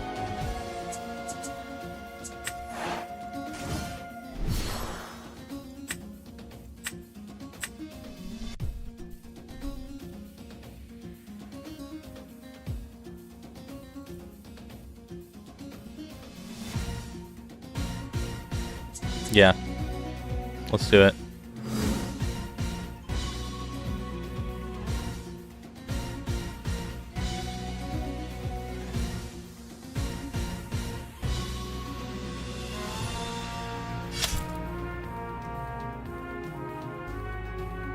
Okay.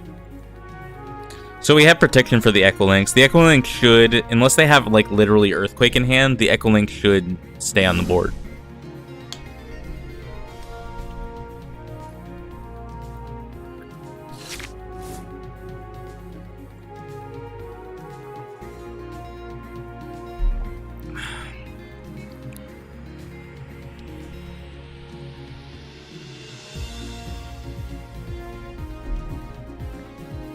I gotta get better about passing priority. I don't want to toggle off when I have back row online, though.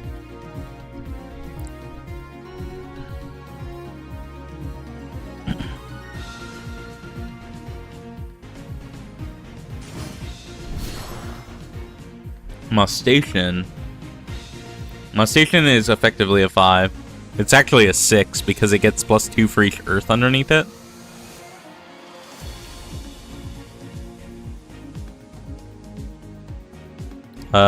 We're not PTAing this. We're gonna shield this, I think.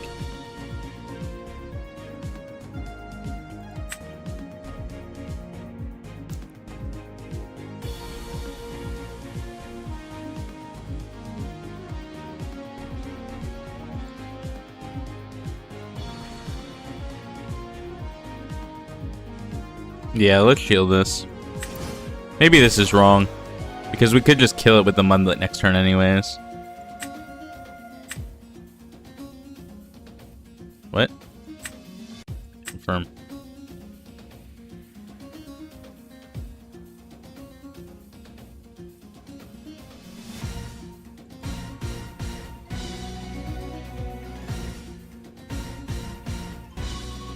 Oh, I see. I did expend 2 Earth.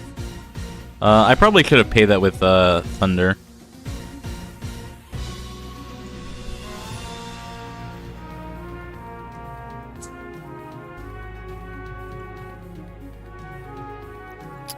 I don't know that shield was the right call there. I don't know what else I would do, though.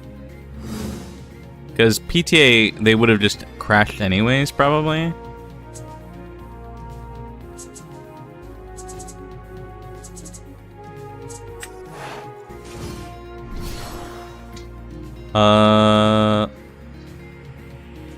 Let's enchant it with Thunder.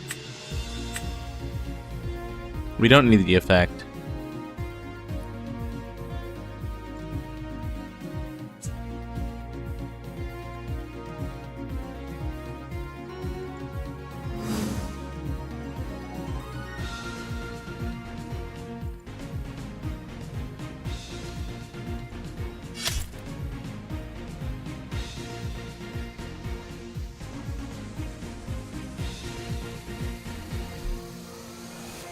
Okay.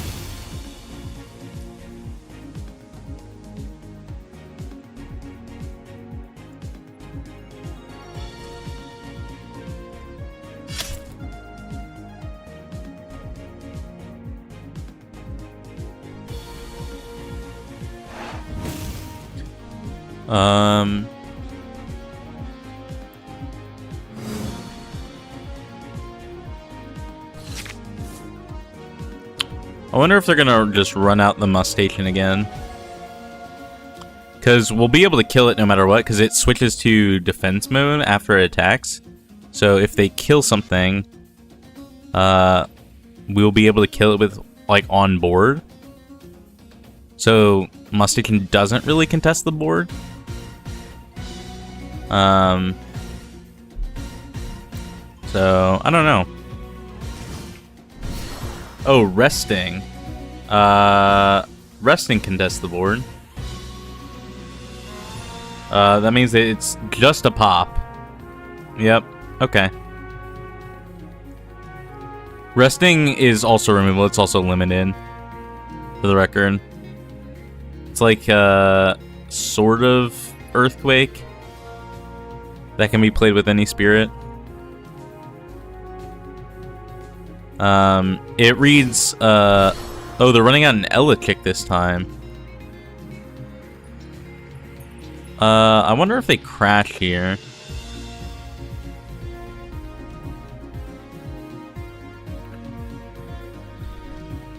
This puts us in a weird spot because if we PTA,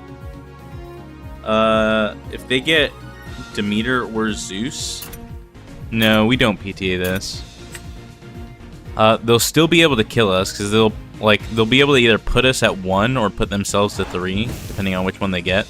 So Demeter, so skip.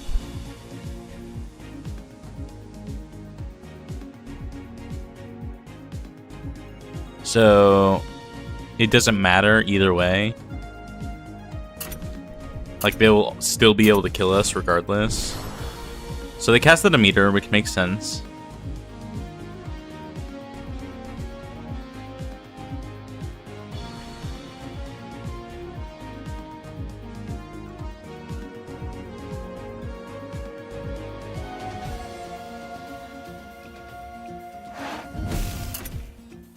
This game is not going well for us. Because we know they have the Moss Station in hand. Like, even if they... Or are they not? Okay, well, they didn't get the Demeter off on time. So... That's good for us. That's very good for us.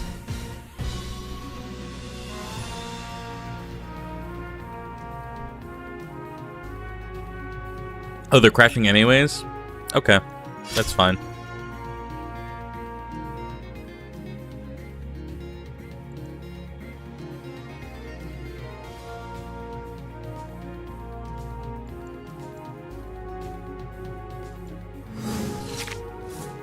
Ambrosia.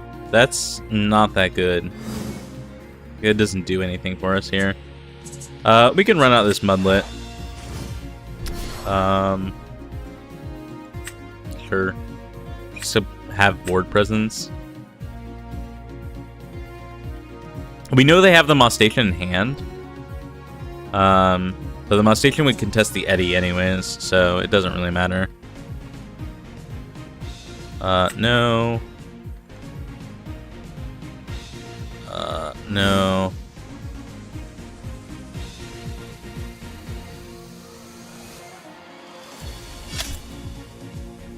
They max enchanted the Demeter.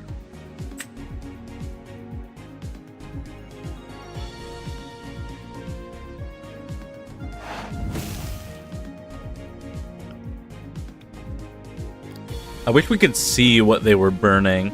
Like, what element they were burning.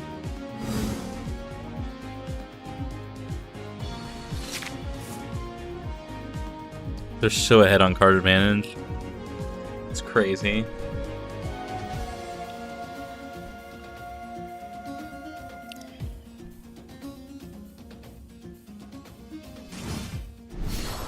Oh, this is what they searched.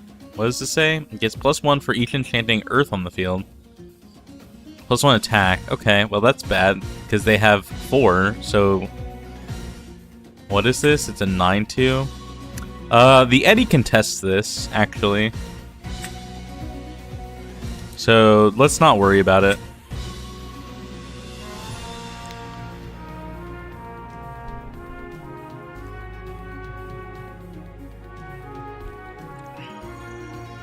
Like, they'll kill our Mudlet here, but that's fine.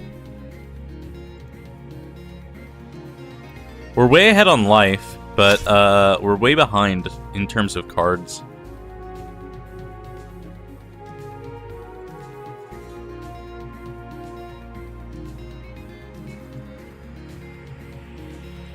I hope we draw a guy and not a spell. We drew Earthquake. I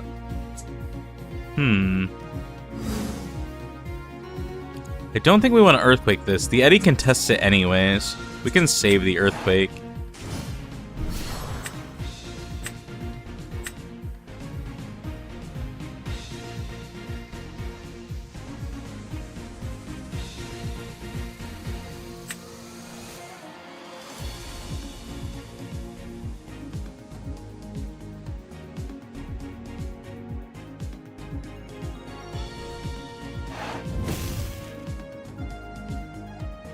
Let's set one of these ambrosias so that they think we have back row.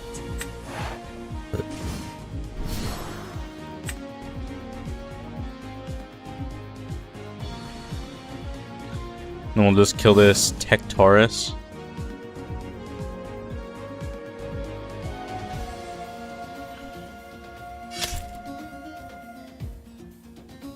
Like, I know they have the Mustache, but PTA will handle that. So, like, we'll PTA it down. That'll make them expend some of their meter if they want to not crash. If that's what they play.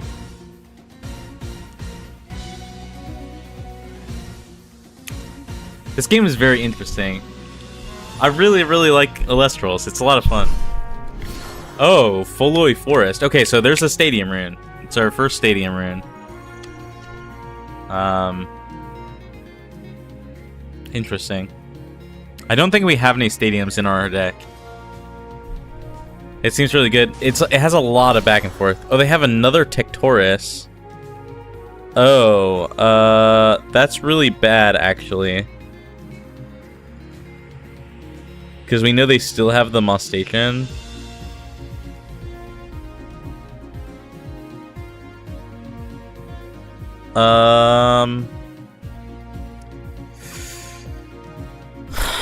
We can either PTA it and remove it now, or we can Earthquake. Let's PTA this. We'll pay Thunder.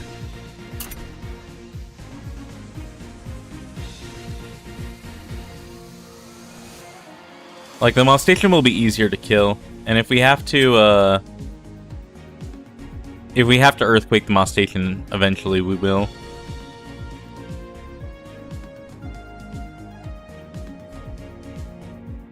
Oh, the beta opens up soon. They said that it was coming out in Q1. I don't know if there will be an open beta, but I don't think it, like, the game is not coming out in Q1. There's no way they're finishing it in a month, you know?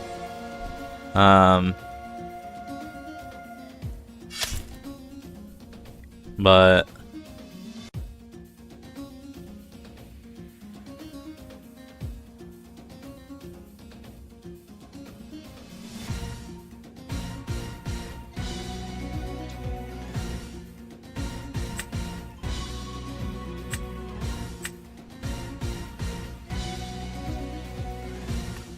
I don't know if they will be, like, I don't know if there's like, going to be an open beta. Like they haven't said. Okay, we drew a guy, which is very good. Unfortunately, Mustache will just kill it.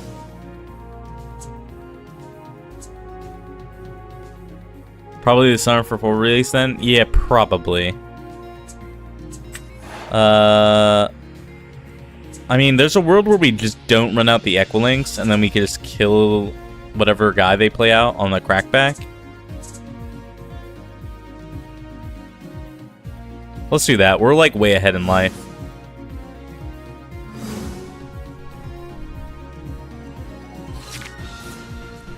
We need to, like, respond to them, I think.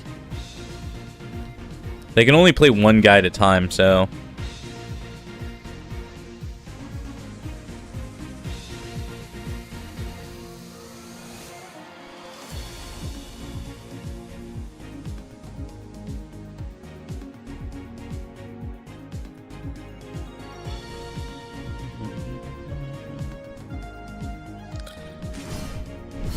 Oh, another Elechick. Oh, that's interesting. Equilinks actually can just kill the Elechick.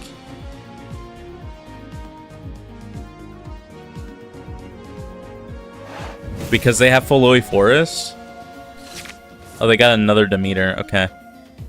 That's just like deck thin.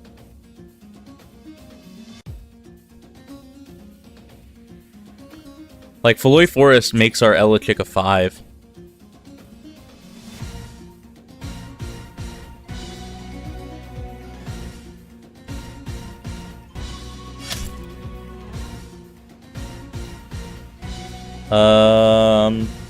We'll expend water here.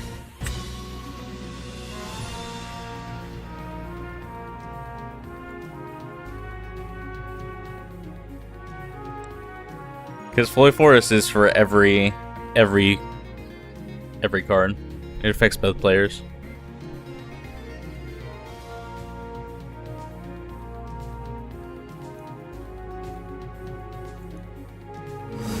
Demeter here would be very good. Oh, Viscerous! Viscerous is actually insane here.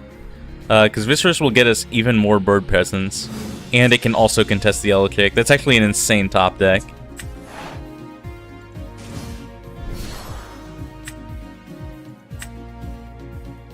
W draw for sure. The Viscerous, UI is also really weird.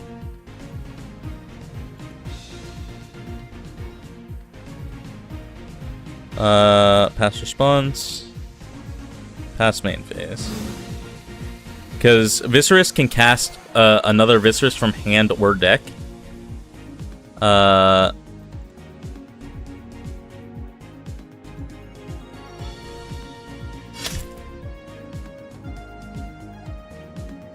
And you'll see it here in a second. But I don't have any other Viscerous in hand. So it just shows the hand here, but if you click here, you can actually get one from deck. Like, even though I don't have one from hand, it still shows my hand.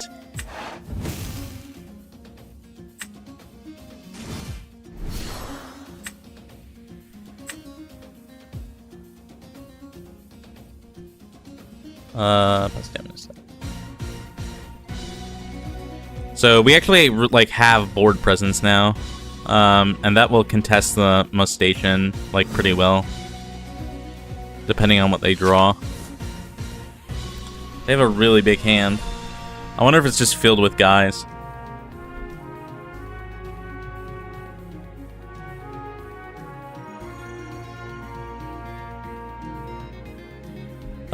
We could actually like end up like, if we cast the Equilence, we could like kill one of our Visceruses to pop the Demeter. I don't know if it's worth it though.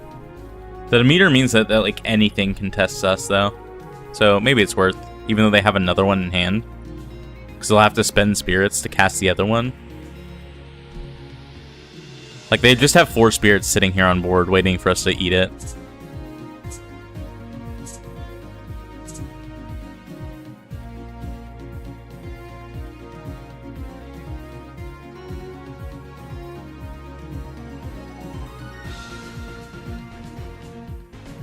We should Ambro for Earth Spirits. We're like way behind on Earth Spirits.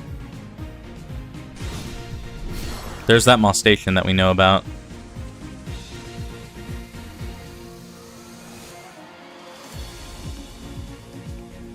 It actually doesn't contest our other Viscerous. It will if they kill the defense position one though.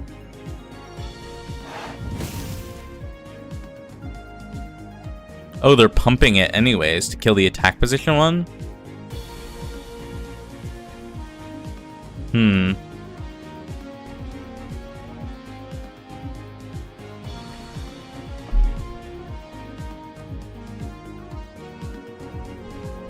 I mean, that's fine.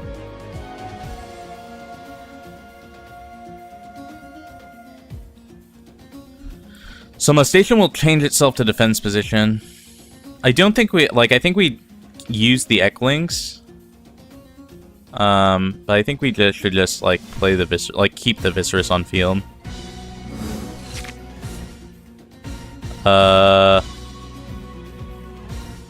Why did this not go to defense position? During your end phase, you must change this Mustation to defense position if it's attacked this turn. Is Mustation bugged? It should have been forced to defense position. Hello? Bug counter 1. I mean, I guess. Okay, well that's a problem. We can Earthquake here, so like it doesn't matter. It just costs 2 spirits for us to do it.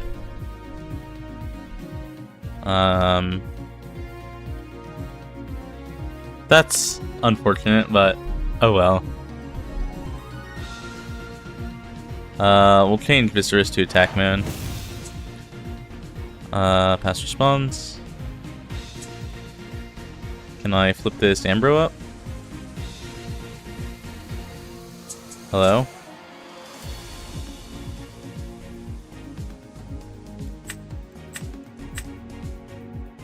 There. We'll spend Thunder.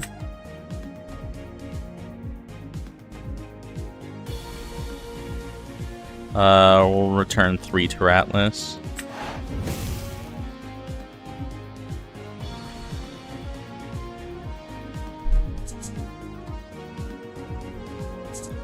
And then we will spend 2 to Rattless on Earthquake.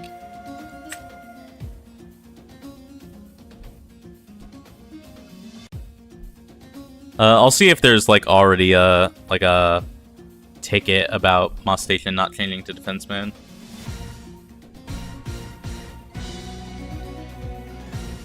We could kill our Viserys to kill the Demeter.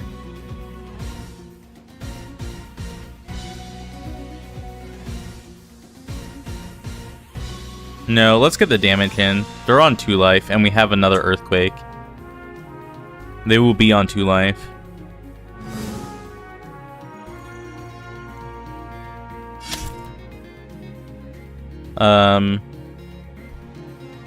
So that means that if they cast something, it'll have to cost 1.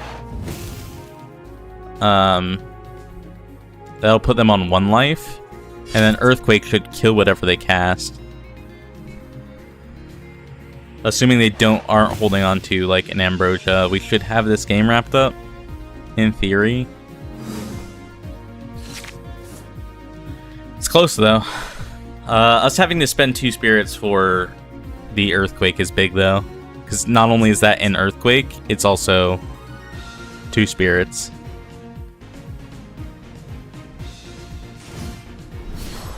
Ast Rabbit. Okay, so that means that this should be game.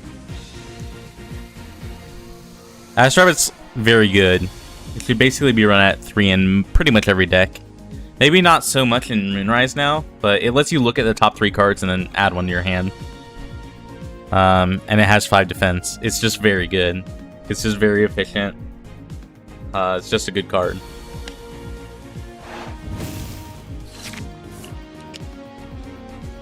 There are a couple decks that don't need it, like Morfrost or Blistrix maybe, but I think you should probably be running it anyways.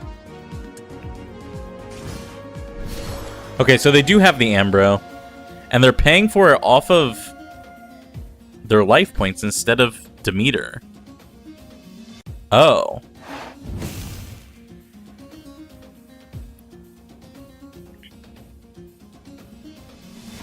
Interesting. That's actually really, really interesting. Because you can pay off of... Okay, so they're Earthquaking the Viserys. I think this means that we should have the game wrapped up. Probably.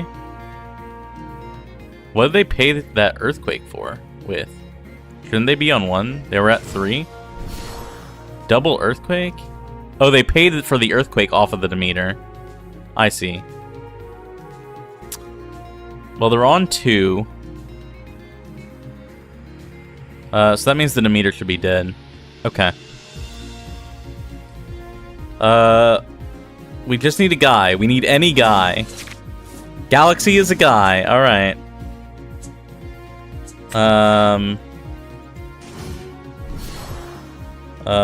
We'll Galaxy with water. We have to play it with water. This is very, very close. And then we play our Earthquake with our last 2 Rattless. That puts them on 1 life. They have a Demeter in hand, but they can't play it.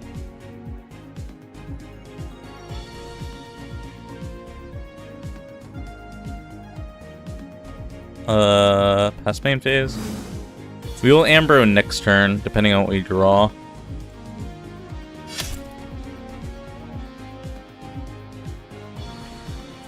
They only have one spirit left, though. This is very, very close. If they have another Ambro, then they can play the game, but I don't know what else they would have to... They would have to draw, like, an Ass Rabbit or something and just try to wall until they, like, find something that they can play. Find the Ambro. Nail Biter, for sure. It's definitely a Nail Biter. It's super close.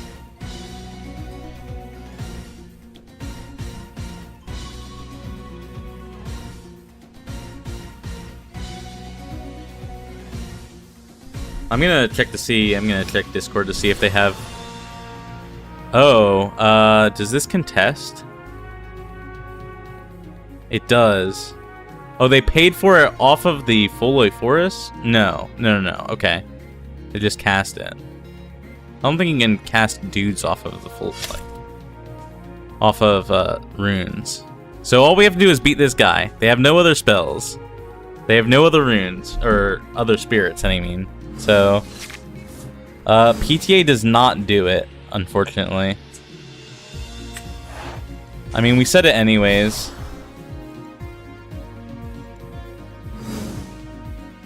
In case they do find, like, an Ambrosia. Because you can play Ambrosia off of this guy. Or off of the Foloi Forest. I wish we could look at... Oh, we can look at the graveyard. They've played one Ambrosia, so they still have two in the deck.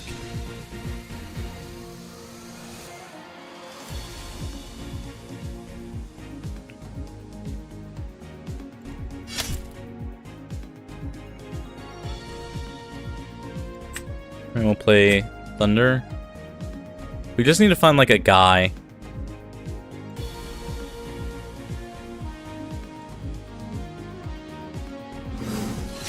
Or removal. Okay, that does it. So that's a removal. So that'll take care of their guy. Ambro. We probably have mostly water left in the deck. We need to return at least Terratlas for sure. 2 Terratlas for the Earthquake. Oh. Let's just do 3 Terratlas.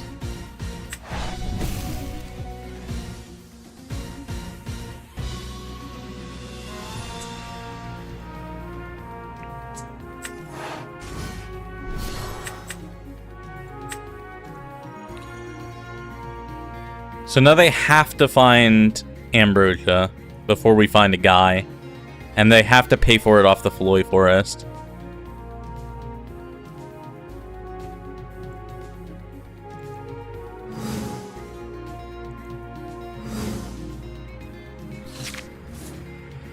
Oh, okay. If they do find a guy...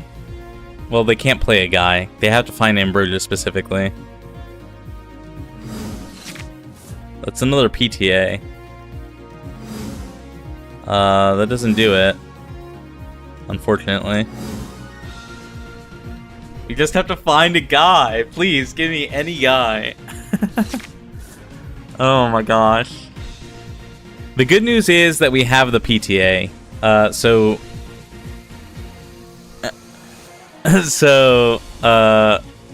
It does mean that even if they find Ambrosia, we should be able to kill whatever they play. Ass Rabbit! Let's go! We found a guy! Hell yeah.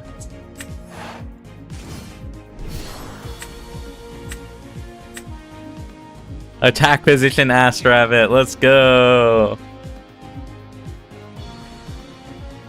Sure, it doesn't matter. We'll take the Ass Rabbit, I guess. Confirm, whatever. Ass response. Ass main phase. Let's go! We did it! Hell yeah. Okay. All right, let me check the Discord to make sure that the Moss Station bug is known.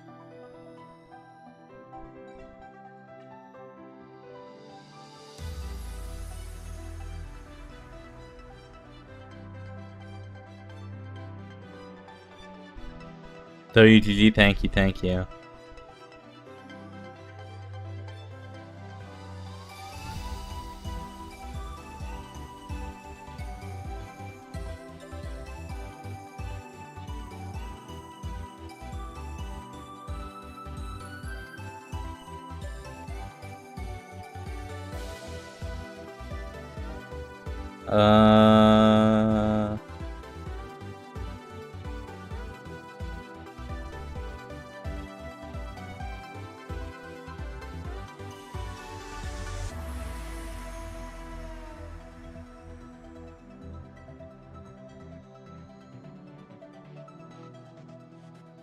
Okay, the list of bugs that they have bug reports is long. I'm not...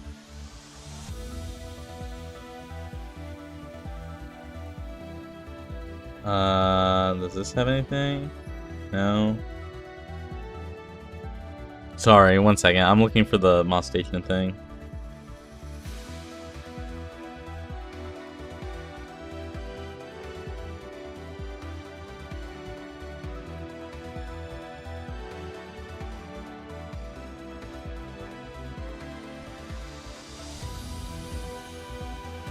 Is there a way to search through like threads or whatever in Discord?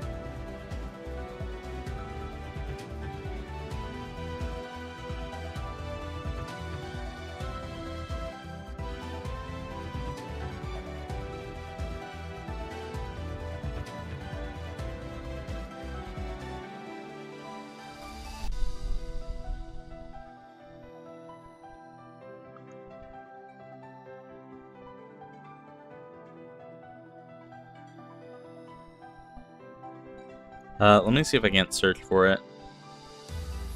In the Discord forums, whatever Moss Day.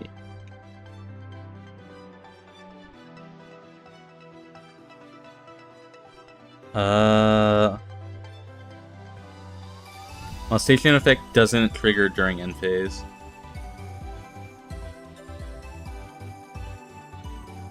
Attack with Moss Station during end step, attempt to pass battle phase, become unable.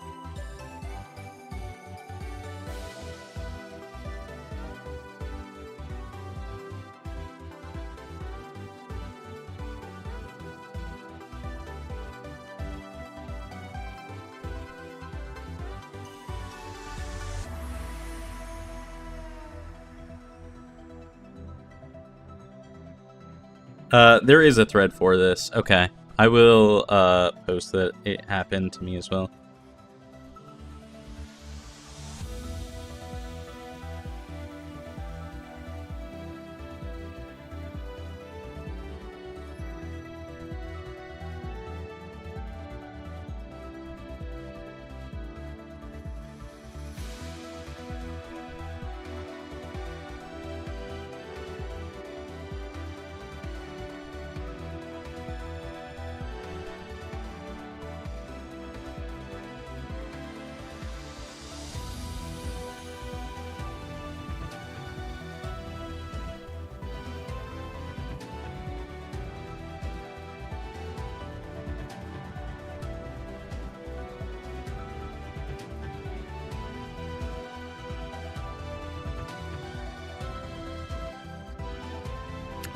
One second. I'm just reporting the bug.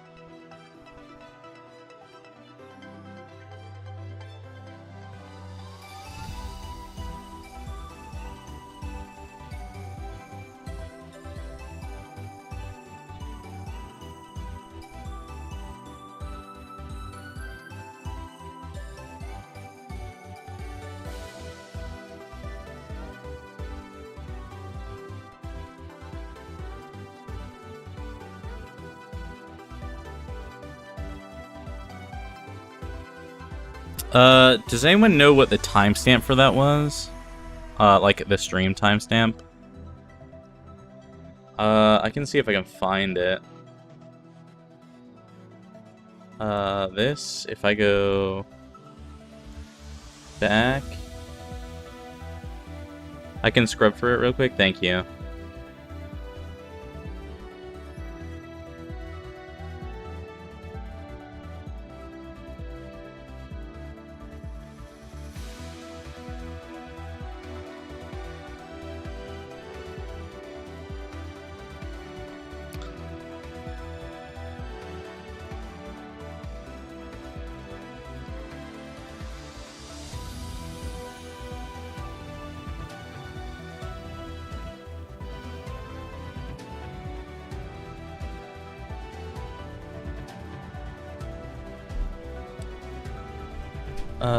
Okay. Thank you. I appreciate that, Akini.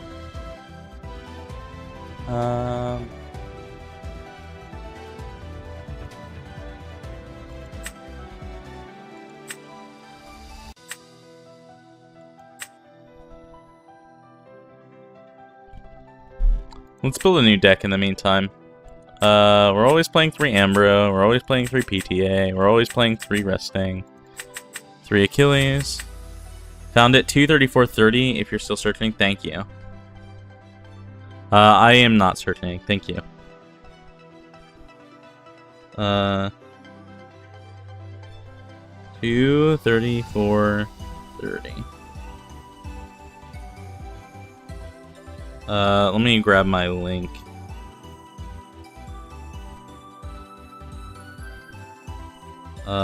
Stream link.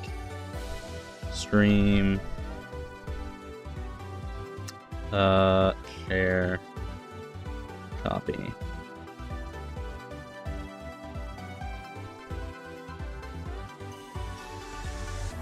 I did my best. Thank you. I appreciate it, Akiri. I appreciate it a lot.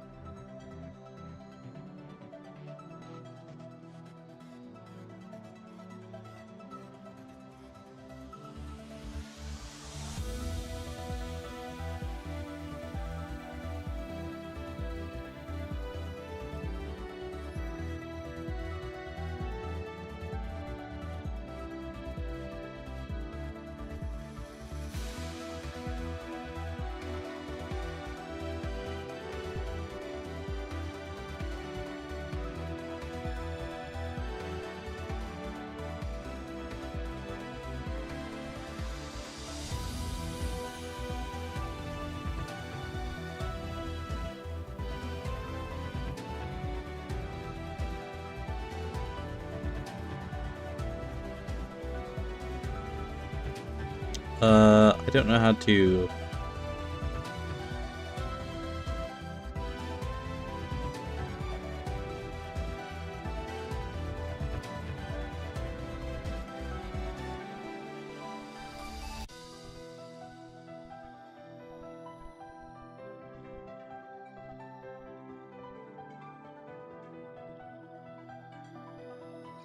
Okay, I posted for it.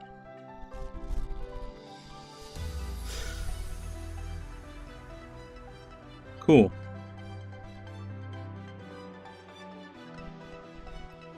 Thank you. That is very appreciated.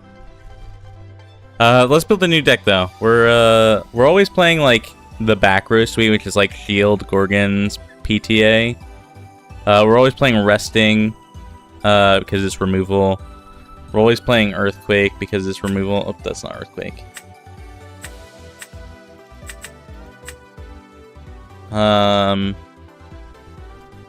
But what should we play?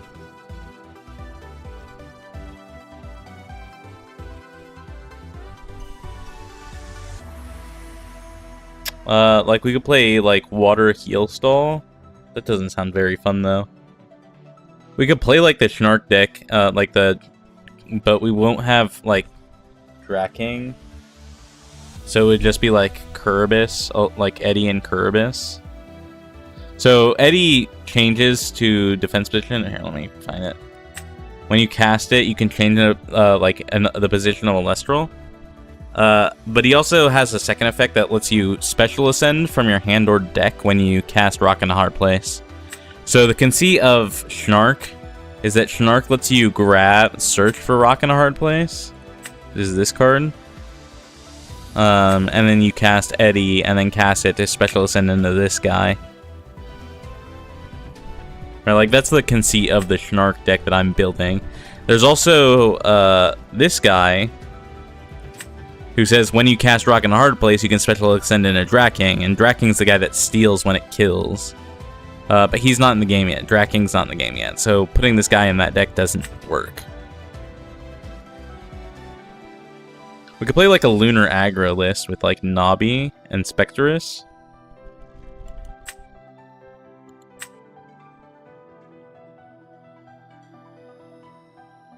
What does this card do? Okay, Nexus Solar, when you do, return Solar. Okay, so he's like Dratagwa, which makes sense, he's Dratara. He's a 2/4, but he's in Solar. You can Nexus up to 3 Solar. When this Lustragon receives 1 or more Solar in a Nexus, you can target and destroy a card. We could play like a Wind Nexus deck with like Toxiswarm.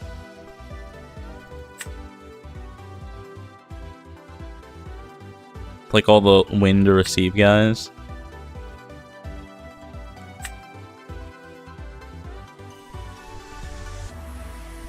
I don't know. Play like Thunder Nexus with like Ash Rabbit, Electric, like all the Thunder good stuff. Is Race to the Top in the game? It doesn't look like it. Race to Top is a removal spell, but you have to have this on the field to use it. I'm pretty sure. Or maybe you have to have Zeus on the field? I don't remember. Could we burn, like, Eruption, like Krakatuga? I think what we have been playing is, like, the best deck in Clash right now, though. Or one of the best decks, for sure. It's just not particularly interesting, because you're just, like, playing the good cards.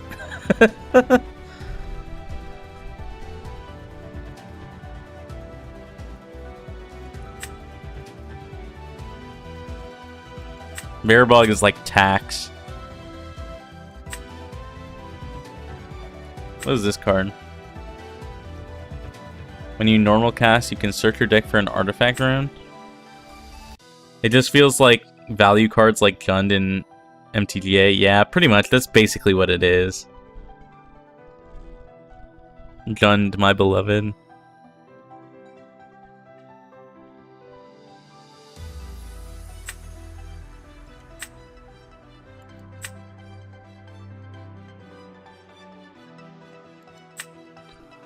Is Ash Rabbit in the game?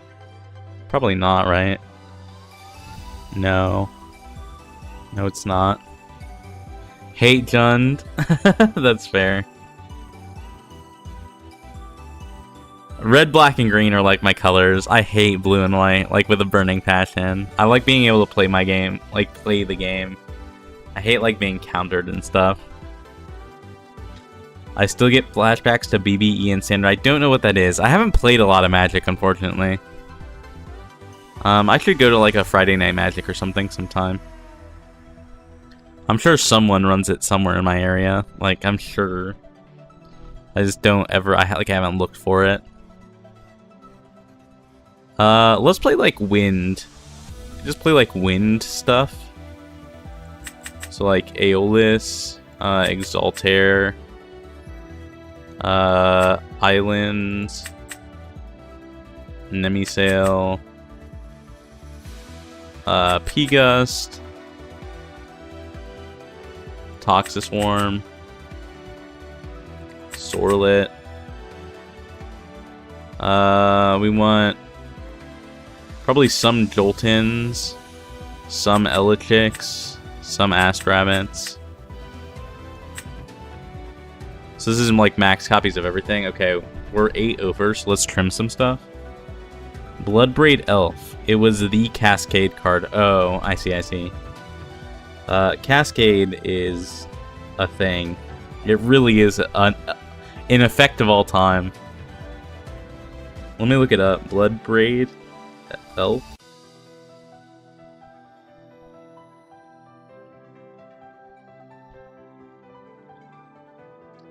Let's see.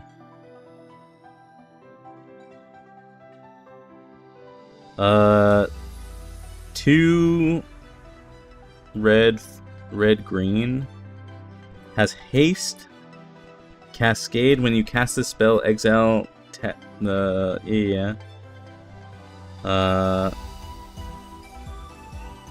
so it's just a 3/2 cascade for 4 with haste. That's really annoying, actually. Oh lordy. Haste cascade on the 3/2 in red green. Yeah, I can see how that would be really annoying. Very strong until Wall of Omens was released. Don't know what that is either. Wall of Omens.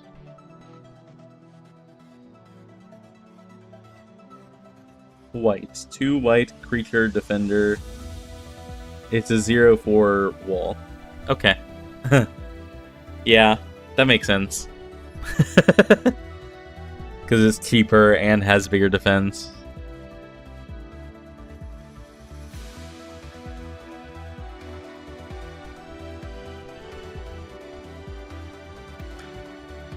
Let's trim some stuff from this deck. We're playing Sorlet because it's a 5. Toxiswarm receives and burns. This receives and destroys a rune. This receives and heals. Playing a lot of receive guys. Probably don't need 3 Island of Aeolia.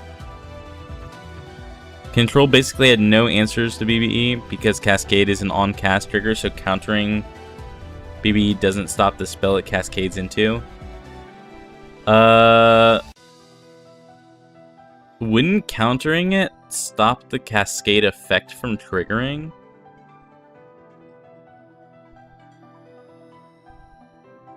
Right? No? Why would the... Wait. Why does countering... It just stops the dude in Magic? No, it triggers when you cast it, not when it resolves. Sorry, I think I'm too Yu-Gi-Oh brained for this. Because it doesn't negate the effect. Countering doesn't negate the effect, it just negates the guy's summon, is that right?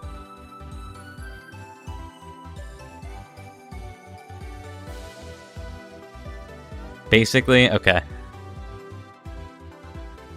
We need to play Exalter. We need to play Aeolus. We probably don't need 3 Island of Aeolia if we're playing the Joltons. Let's cut down on 2 Jolton and to 1 Aeolia. We're only playing Aeolia as another Nexus Bank, really. That sounds wild to me. Yeah. Because MTG has the pause between casting something and entering the battlefield.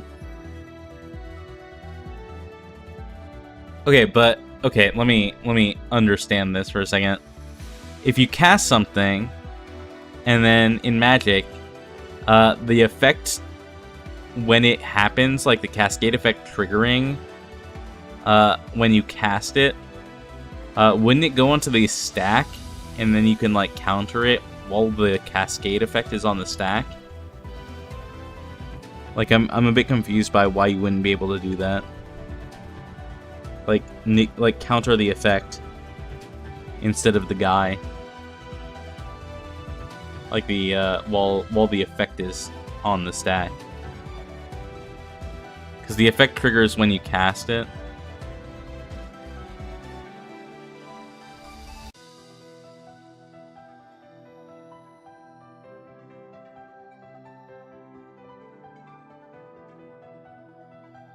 That's how it once was. I think Magic works the same as it always has, right?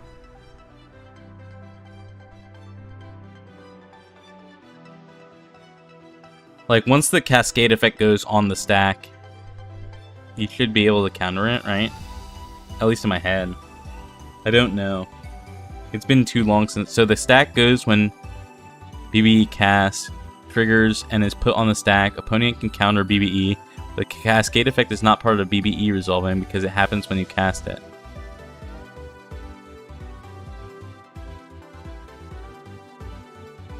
But...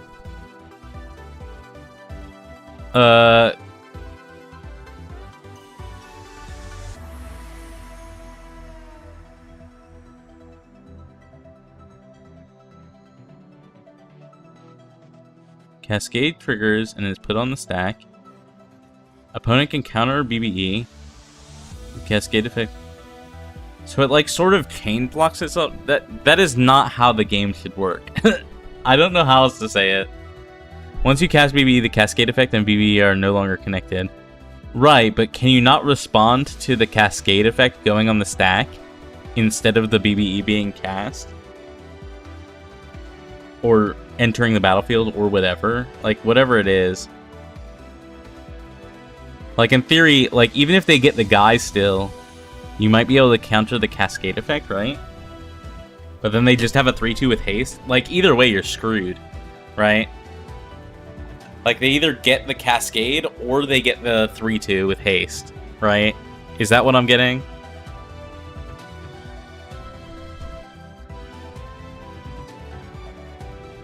Unless you have something that counters a triggered ability. Oh, because it's technically a triggered ability happening.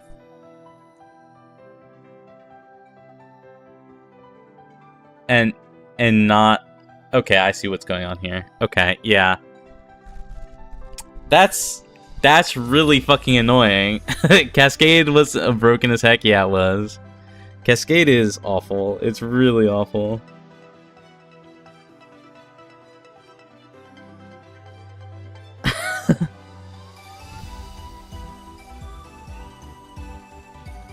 There's a reason they moved away from on-cast effects, yeah. For sure. We still have to cut 5 cards. Probably more. Well, let's cut Aeolus and put in a Zeus, I think. We're gonna try and keep this in like as few colors as possible. They're from long before I started in the mid-aughts, yeah. I don't know what they're up to now because I've seen some broken cards. Yeah, there are some cards that are very, very good. Like, I'm pretty sure like the One Ring is very good. Because it like draws, it like taps itself, puts a counter on itself, and then draws card equal to the number of counters on itself. Or something like that, which is insane. Like, I don't know. I just don't know. I don't keep up with Magic, unfortunately. Keep time, Bio. Thank you. Thanks for stopping by, Crovin. Thank you, thank you. I hope you had a great time. I hope you had fun.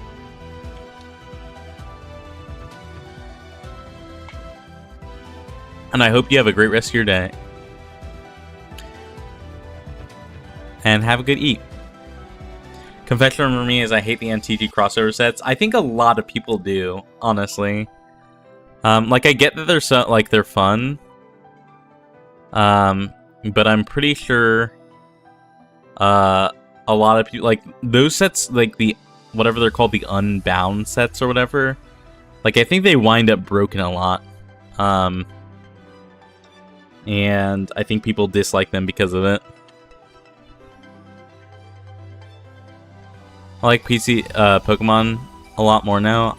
I've never played Pokemon is the thing. I've never, like, I've heard it's pretty simple, but I don't really know anything about it. People play Pokemon, like, people pull Pokemon cards for the Pokemon, like, for the cards. Like, I've always viewed the Pokemon TCG as more of a collector's game. But that's because I don't know anything about the actual gameplay. So I could be very wrong on that, and that's fine. I might cut down on I might start playing again for 12 seconds if they release a new unhinged set. The sets where you like rip up your cards and throw them around and stuff, I think that's hilarious. I don't think I would ever play with them, but I think it's very funny. Let's cut down on the earthquakes, because that's the only earth card in here. We'll go down to like 2 earthquake and only play 2 earth spirits. Yeah, but the game itself is very good. There's no playing things to your opponent's turn, so it's easy for people to get into. That's interesting.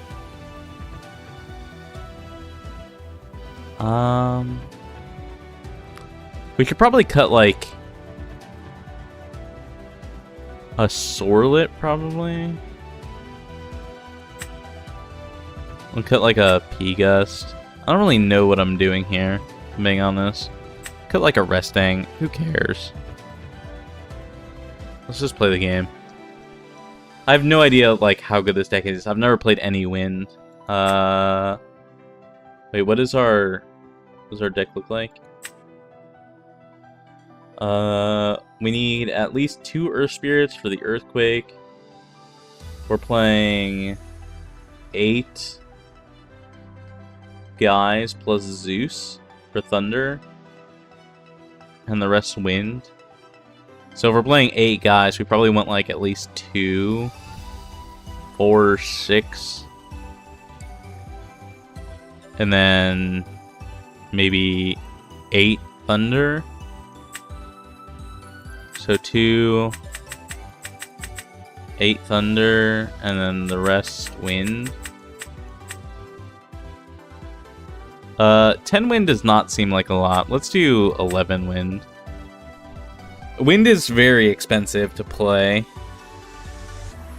Frankly. Wind Nexus.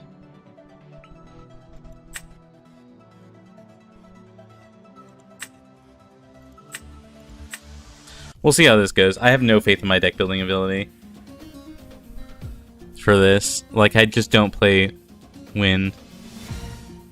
Watching Elestrals has made me want to play shiny cardboard again. Do it! I don't know. I love designing decks. It's so fun. I think this game is very good. I think it has very good potential. But like, there's just not enough places that like have the game. Like, you can't. It's hard to find. Like, there aren't any locals in my area. I think the closest local is like 2 hours away.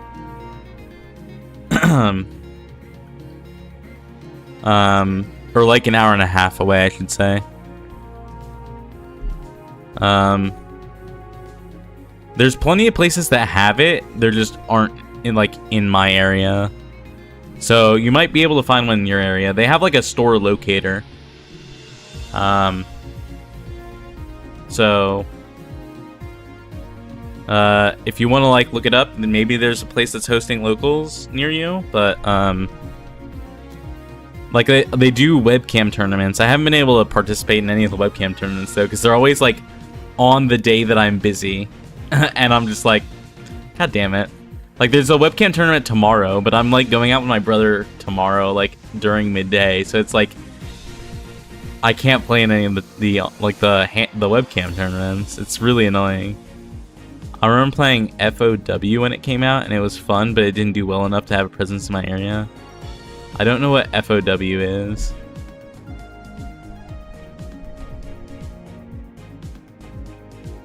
Force of Will. I don't know what Force of Will is, unfortunately. I'm sorry. It was out in like 2017. Oh, yeah. That was like, it wasn't that popular. I was in university at the time. Which meant I was poor and also a junior, which was like my hardest year. I like did nothing junior year of university. Because it was the year after I switched to electrical engineering. So it's like, I was like catching up on all the courses. So I took like 1 billion credits that year. I think the people might. I think I might have taken too long, and the people who were online or went offline.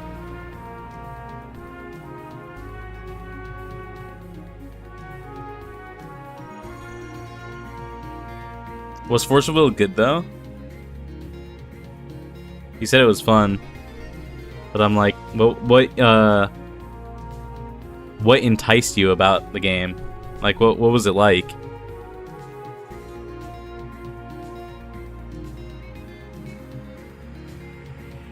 It was fine.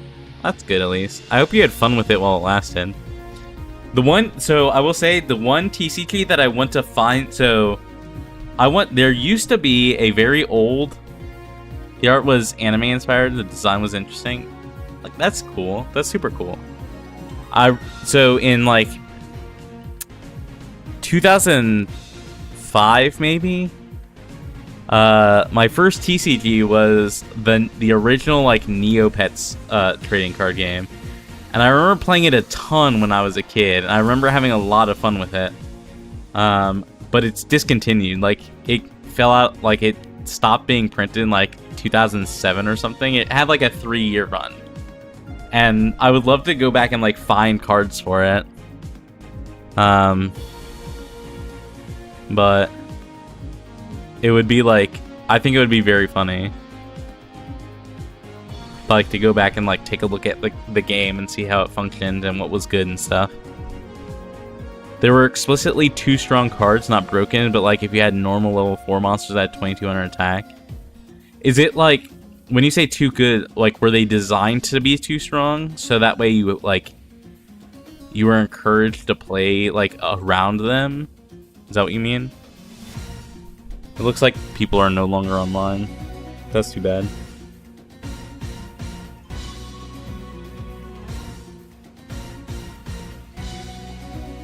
They were overtuned to be played around, yeah. Were there decks that just existed that were like jamming all of those cards in one deck just to play like good stuff turbo? Because that's basically what like Fives is. The game had MTG Commander vibes with rulers that were double-sided. Oh, I see, I see. That's pretty interesting.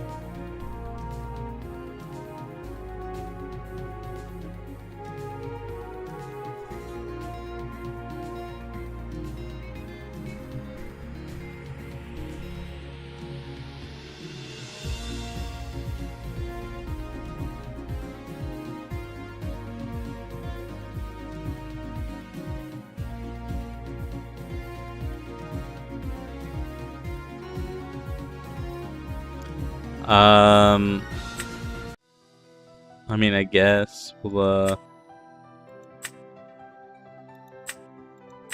try again. I don't know if that would do anything.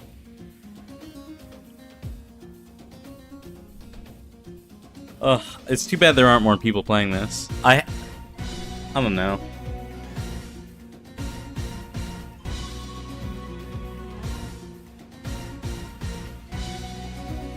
It's unfortunate because, like, I would love for it to be open beta, but, like, you can't... Like, it's in too beta of a phase to be open beta, I think. I think they want to fix more stuff and add more cards before they, like, open it up. So you had passive/active effects, like field/continuous effects from them. You could pay a cost to flip them and then put them on the battlefield as a creature. Oh, okay, okay. I think there's a couple cards like that in Magic. I don't remember though. Like, there are cards that flip in Magic, but I think they're usually monster to monster. Or like monster. I think there's like some like planeswalkers that like either make tokens or become tokens or something. I don't remember. It's been so long. When I say tokens, I mean like continuous effects like you're talking about.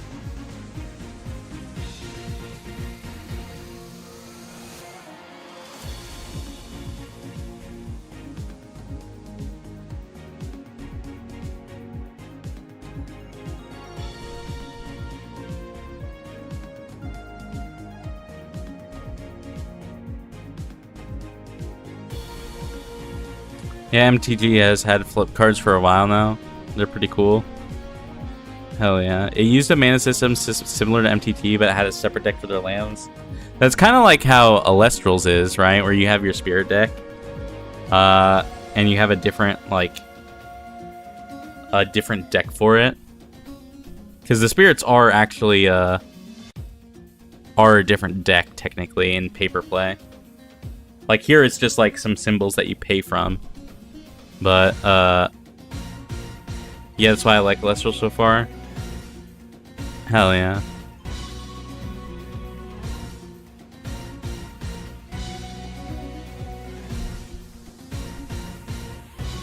The first Innistrad block? Oh, with the werewolves? Yeah, for sure. I love the idea of not getting mana/energy screwed, lol. True, which is why I fucking hate the Genshin TCG, the in-game Genshin TCG, whatever the fuck it's called. God damn, dude. The rolling dice for mana is the worst thing in existence. It's awful. Innistrad, my beloved. Genshin TCG is both good and ass. That's true. It has some really, really good stuff about it, but it's awful. I hate rolling for mana. It's the worst thing in existence. Innistrad has a really, really good storyline. I really love the Innistrad story. And with, like, the Eldrazi and stuff. I don't remember if that's the first block or the second block. I liked Innistrad. That's where Ultimate Vampire Daddy... Sorry, Alucard, Soren Markov was from. True, Soren Markov, so good. I really, really liked the story with the angel, like the angel that Soren created, and she like Avacyn, I think her name was. She like goes into like that one like hellscape and like lives there for eternity and comes out like fucking bloodlust as shit. I love that. Avacyn, yeah. Ugh. The Innistrad storylines are really good.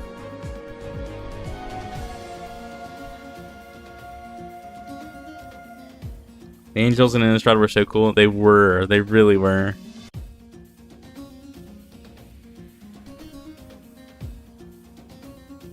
Okay, it does not look like anyone else is online.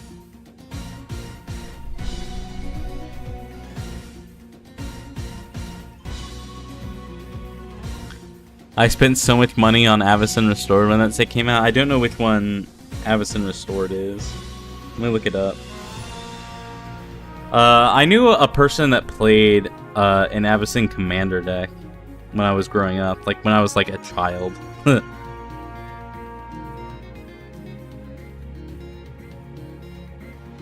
He made her to give humans power to fight against the dark so they wouldn't go extinct, so vamps wouldn't grow hungry. Hell yeah. Avacyn Restored. Legendary sorcery. Put target face-up exiled creature you control onto the battlefield under your control. Use life equal to its mana value. Damn, that's crazy.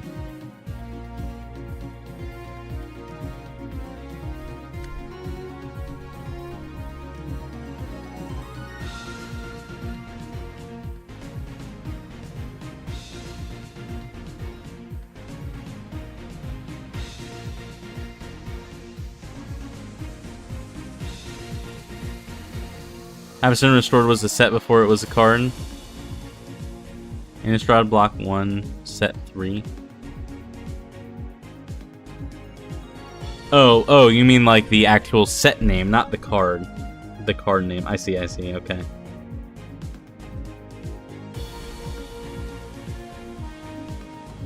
It had one of my favorite cards of all time, Restoration Angel.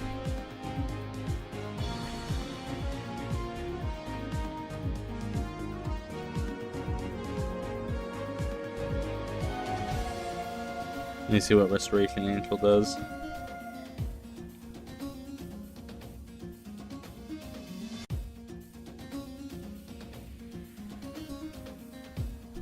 I wonder what MTGA is like nowadays, like Arena. I played a lot of Magic the Gathering Arena when it came out. But I haven't played the game in forever. I would love to see what it looks like now.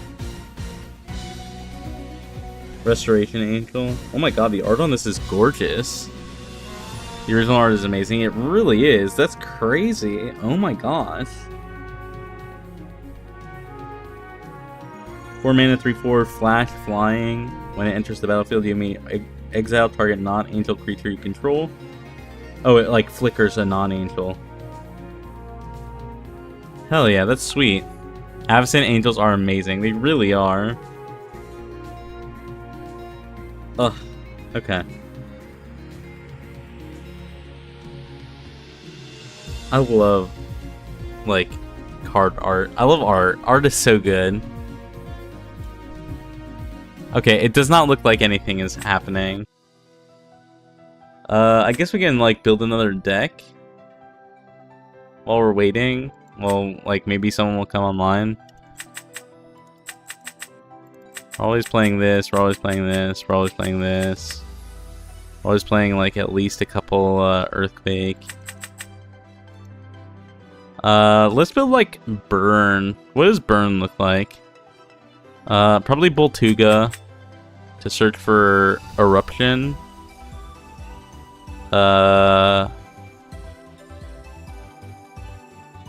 We're playing the 3 Eruption. We need to play like a Fire Elestral. Right? So we want to play this guy, Krakatuga. And we want Smoltuga. So we're playing like Water Fire, really.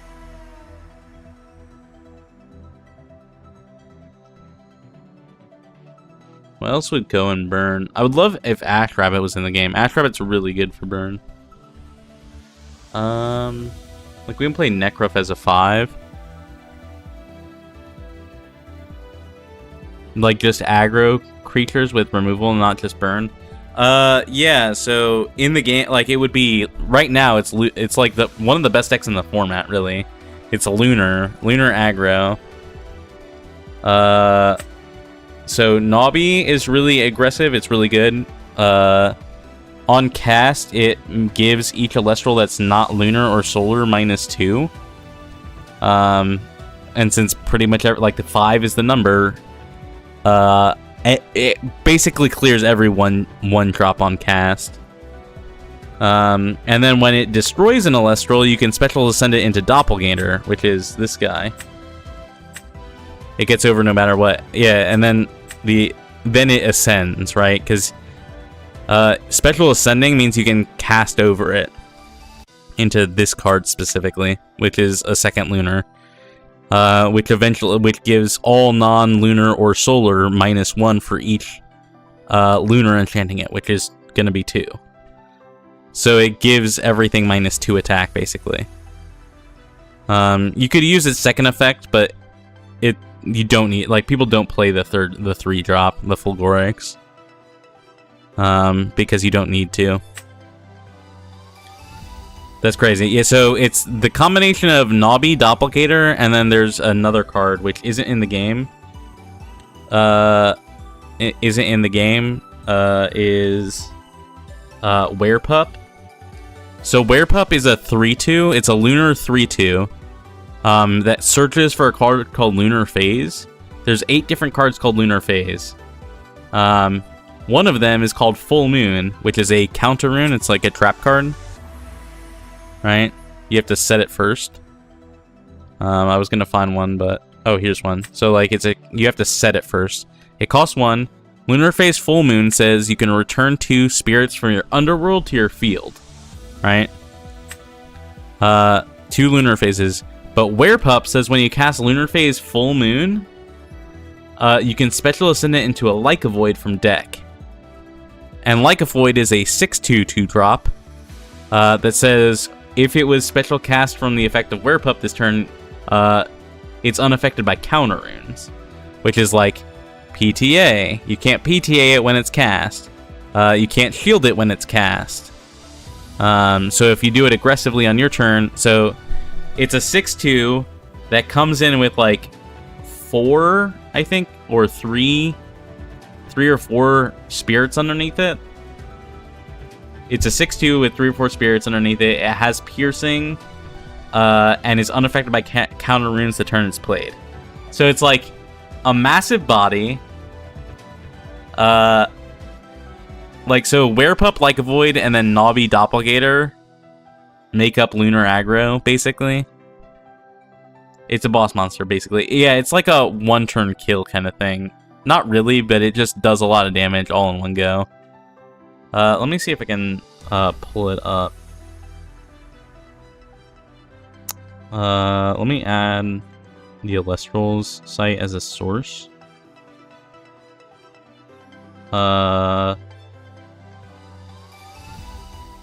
It doesn't win, but the game is basically over. Yeah, pretty much.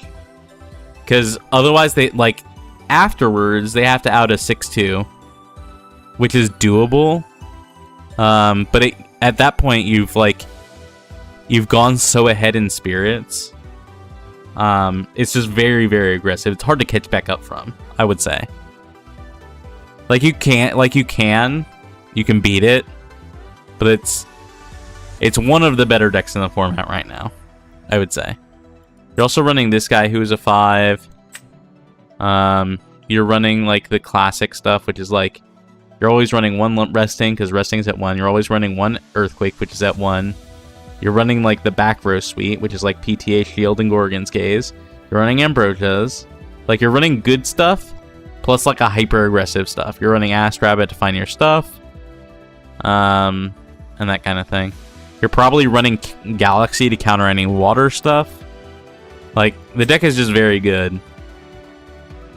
I don't know that it really has a weakness. Ambrosia is basically required in every deck. Yes, I think there's one deck that doesn't play Ambrosia. And that's Blizzstrix. Blizzstrix is the self-mill deck. And you don't really run Ambrosia because you need to be maxing out on every name. There's like...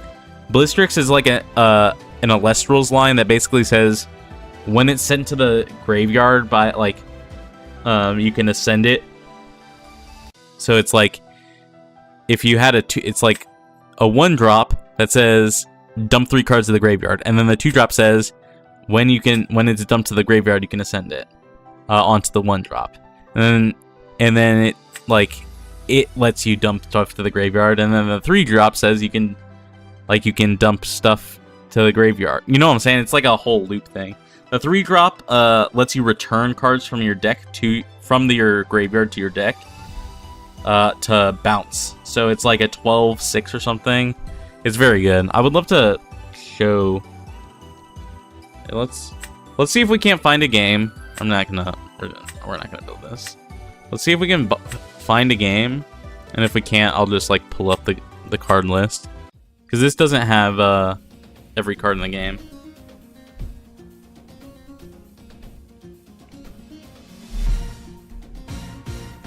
I'll just pull this up on the side. How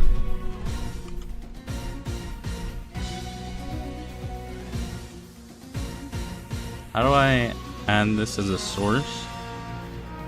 OBS. Source. Window capture. Call it Elestrals website. Okay. If I do this, okay, you can see that. But let me do this. Nope. This. Nope. Is it Alt is crop? There.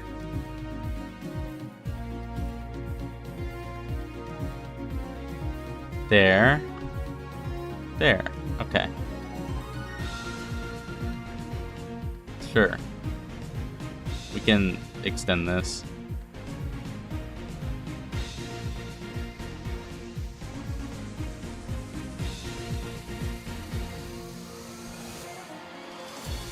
There. Alright, sure. Oh, we got into a game. Okay, never mind.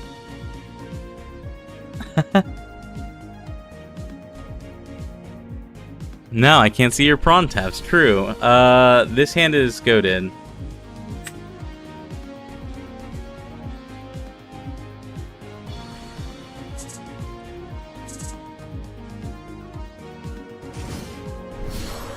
Oh, they're playing mill. This is like the mill deck that doesn't really exist.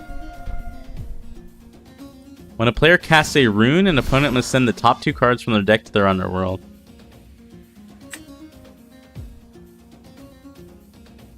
So if I cast any spells, I need to lose. I'm sorry. Unfortunately, this deck is not very good. Because, like, it's a 2/3. Like, that needs to, like, it's whenever I play a spell, like a rune, not a monster. Oh, it's when any player, so they're playing runes to mill me. They've played several runes already. Okay, I see what's going on here. Okay, throw for content. Shush. We're actually kind of in a bad spot, I'm not gonna lie. Not really because of, like, the milling, but they have back row.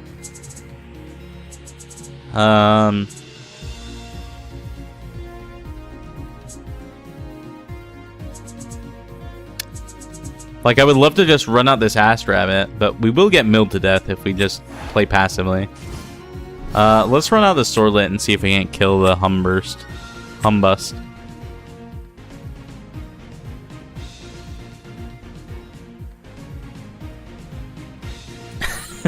Throw for content.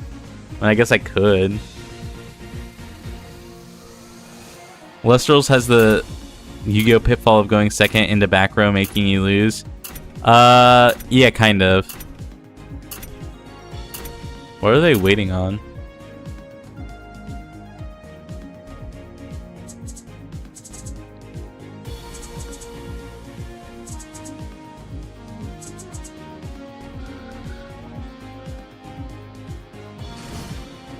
Okay, so they are PTAing, which is really bad for us.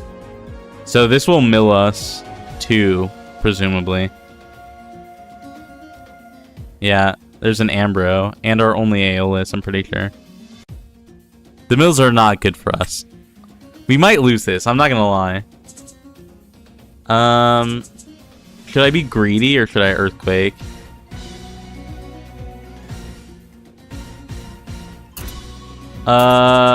Let's not be greedy. Let's just Earthquake. Greed for content. We're not greeding for content. I'm sorry. Why do you always do the opposite of content? I'm sorry. I'm trying to win.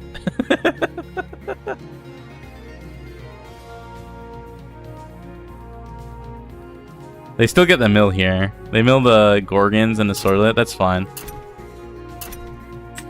We'll set this PTA. Winning isn't content. Content is content. Shush.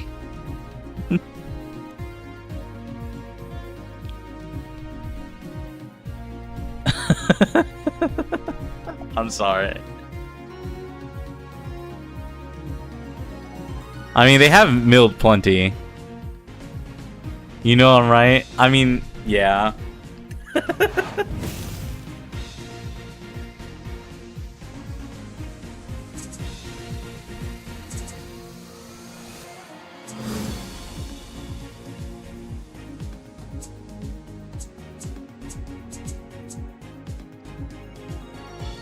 Oh, pass end phase. Let's see if they know how to pay out the PTA. Okay, they do know how to pay out the PTA. So our Swordlet is dead.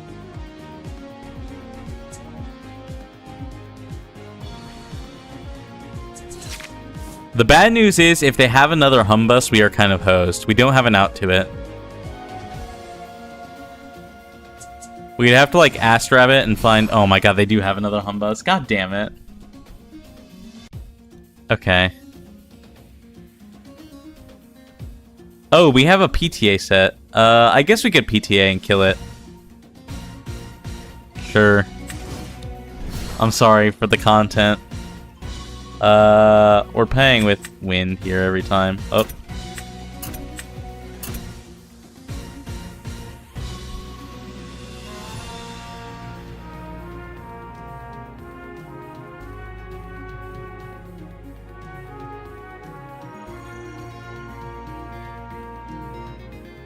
My tab crashed, what I missed. They played another Humbus and we PTA'd it. We were going to mill again.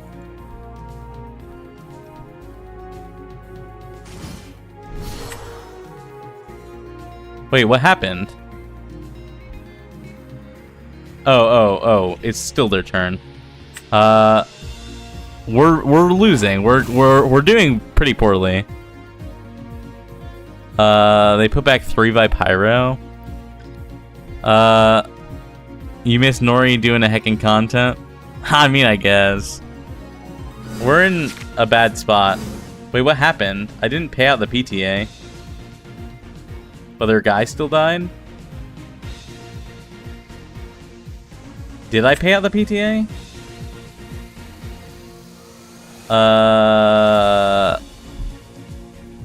What just happened?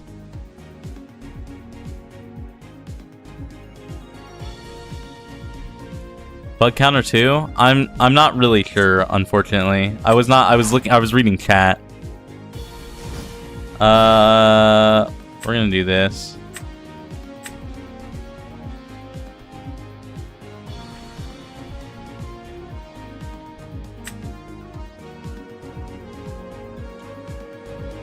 I don't know if we, like, I don't know what happened. I don't think I paid out the PTA, but their guy still died.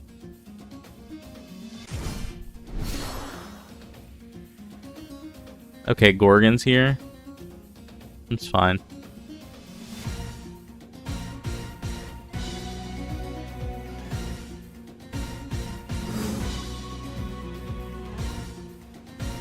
We can't attack because of Gorgons.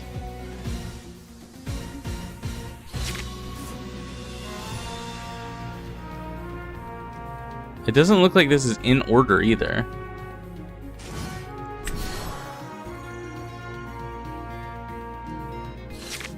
Nectar here.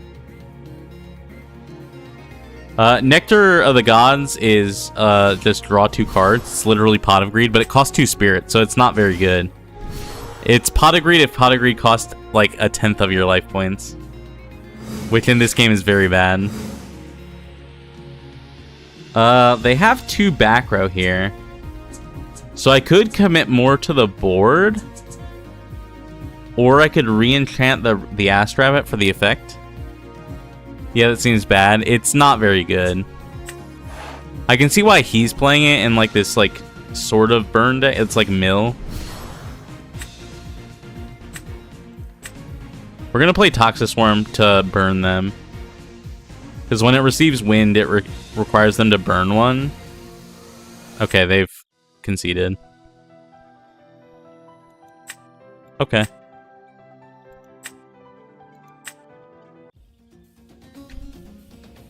But Nectar of the Gods is not very good. What the Pot of Greed do? It lets you draw 2 cards from your deck. It also costs 2. If it cost 1, it would be really good. Okay, this is the same person. Or keeping this, sure. I wonder if they're still playing, Mill.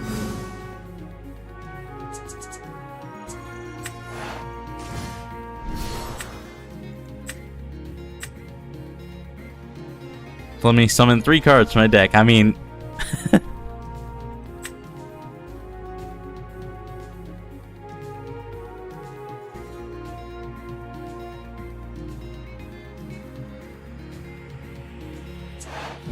So, because we know they're on the Humbus, we're actually going to play this Island of Aeolia. It might be bad, but I would rather play it now than while they have the mill guy out. Even if they play, like, Volcanic Forge over this, that's fine. We don't need to play that.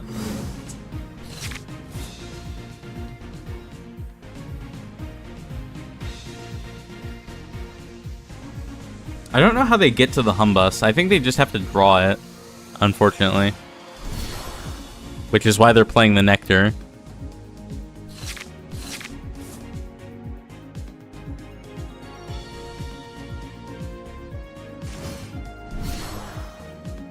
Set 1.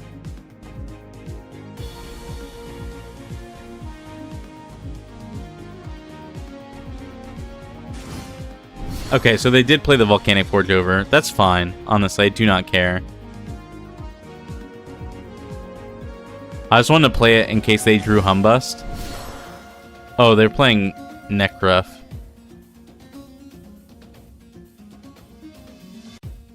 Okay, well, if they kill my Toxiswarm, that lets me resting, which is good. They enchanted with fire, they did, so I'll have to expend here. We'll expend Thunder, I think. So, resting is removal, but it's conditional. Your opponent has to have 2 more spirits on the board than you do. Which they do. They have 1 on the Necruff and 1 on the Volcanic Forge. And it lets me destroy an Elestral with the least number of enchanting spirits. So I'll just kill... It just kills this Necruff.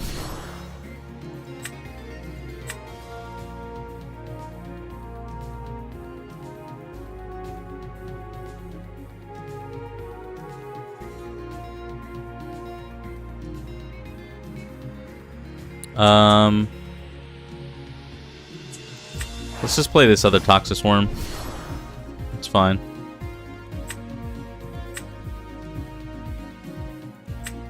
If they only have 1 monster on the board that kills it, it's basically figure. Sort of. They have to have 2 spirits on the board, is the thing. It's sort of like Smashing Ground, yeah. Like, if they just had 1 face-up dude with 1 spirit and nothing else, you wouldn't be able to play it.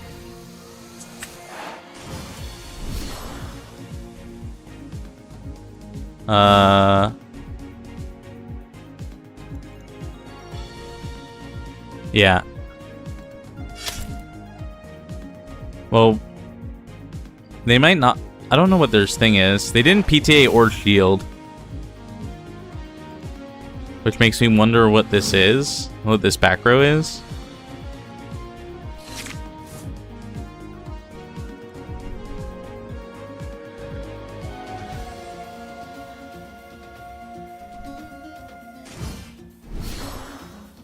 Ass Rabbit.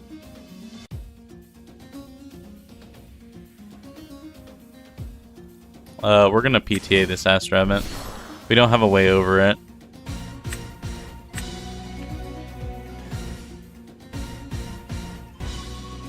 Okay, let's see if we can recreate the PTA bug. We didn't do anything in the end phase last time, I think. Don't remember paying it out.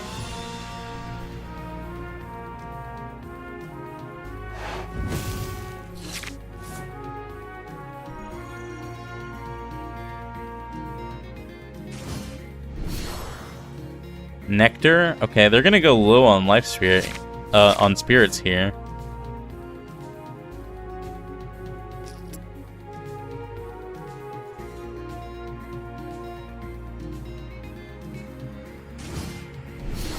Eruption. We'll pay. Let's play 2 Thunder and 1 Wind.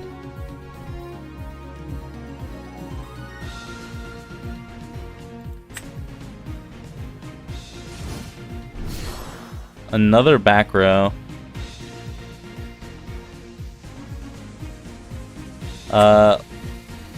Okay, I guess we're just gonna pay this out. I don't know how we got away with not paying it out last time, I think.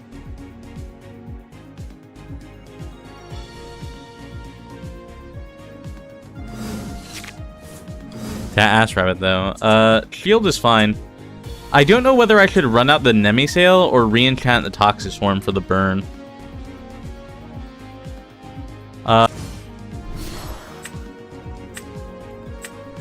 This will let us heal 2.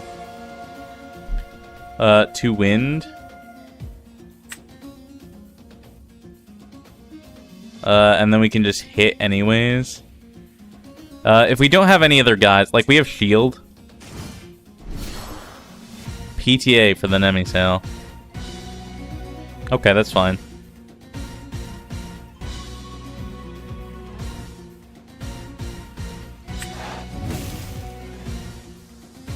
We have shield for whatever they have.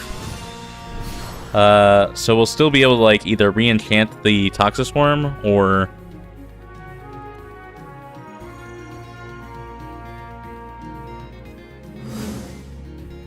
like they're getting really low on life.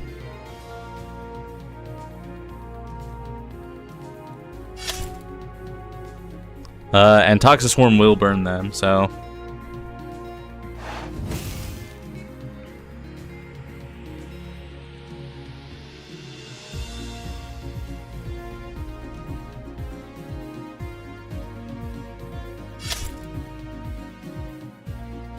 it just depends on what they have. If they have like a monster or something, we'll have to burn the shield. End phase? Pass end phase? Okay, so they will pay out the PTA for the Nemi sale. Makes sense. They're on 4 enchanting spirits. If they play something and we shield it, then we can re-enchant the Toxiswarm to burn them for 1, and then go in for 2, because it'll have 2 enchanting spirits.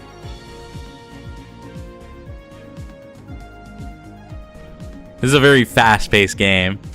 We're both going through spirits a ton. Okay, Warmite, that's fine. That's fine, because we will just shield this on attack day.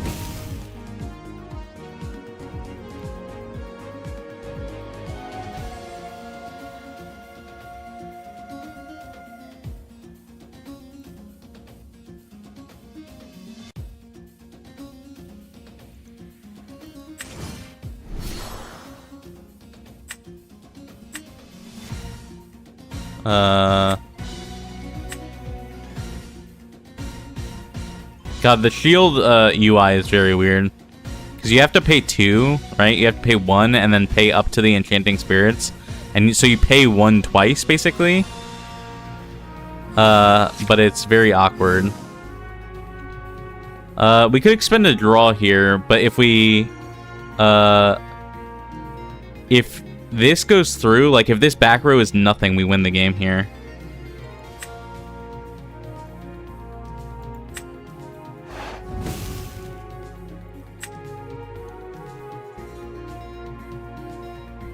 Oh, that's annoying? Wait, what's annoying? It is nothing, okay.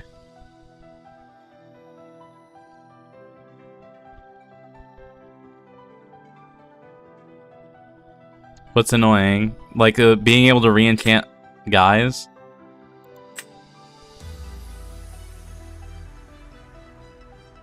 Being able to re-enchant guys is why Ass Rabbit is so good. Having to pay 1 twice? Oh, okay, okay. Yeah, it is very weird.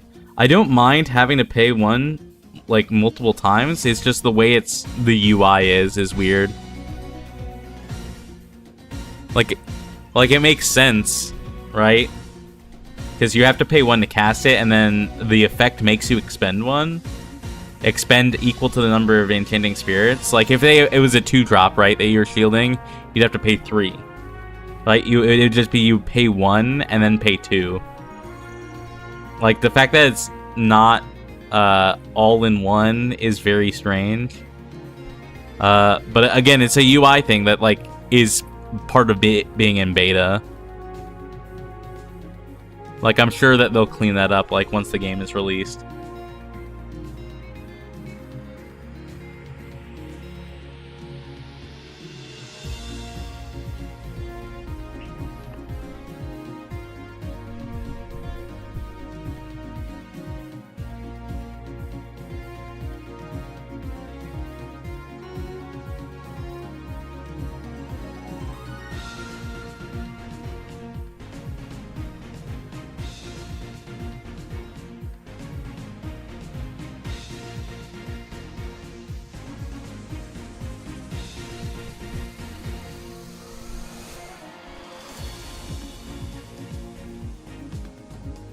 Oh, did this person hop off? That's too bad. We can talk about Elestrals then. The website. How do I...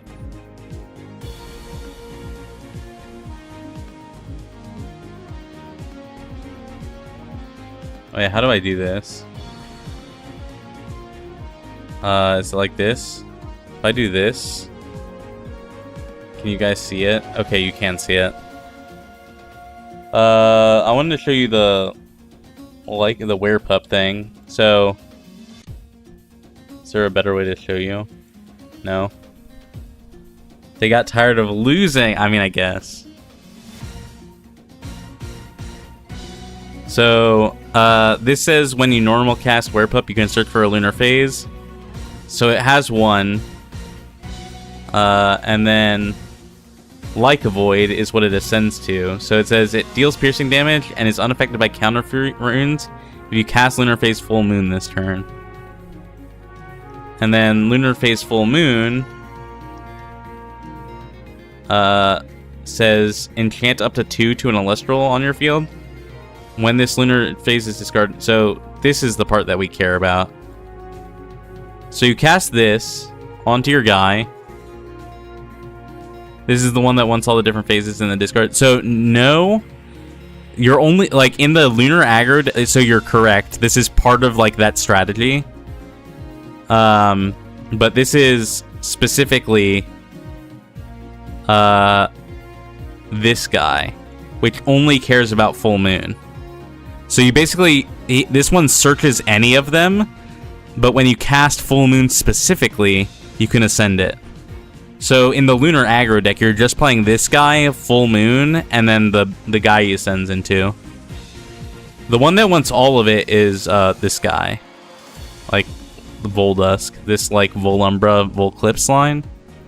These are the ones that want all of them, right?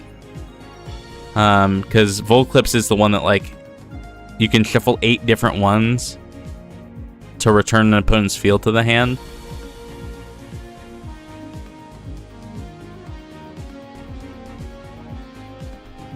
Also, is this covering me? I think this is covering me. It is covering me. Put that here. There.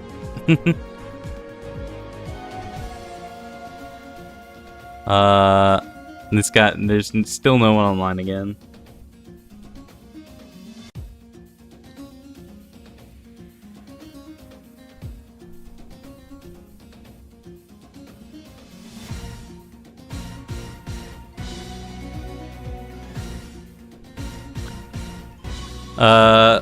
But Werepup, so Werepup, Like a Void, Full Moon, and then the Nobby Doppelgator, and then like the good stuff like Ast Rabbit and all that is what like is lunar aggro, right? Like that's the lunar aggro deck that is just super aggressive. It beats down stuff. The Blistrix deck is this one. So, Snowlit says, when this receives 1 or more frost, you can send the top 3... Here, can I zoom in? Here, what if I... Control plus. Can I do that? There. Snowlit says, when it receives 1 or more, send the top 3 cards of your deck to the Underworld. And this one says, when this is sent to from the deck to the Underworld, you can special send your Snowlit to it. And then it says you can expend Frost in order to send the top 4 cards into your deck to the Underworld. And then this one says, when this is sent from your deck to the Underworld, you can special ascend onto Asprowl.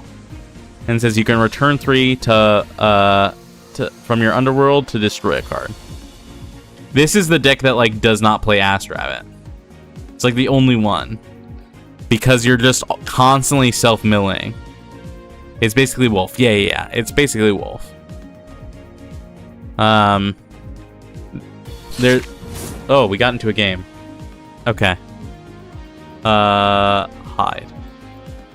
I was not expecting that. Oh, it's someone new. Okay. We're keeping this hand.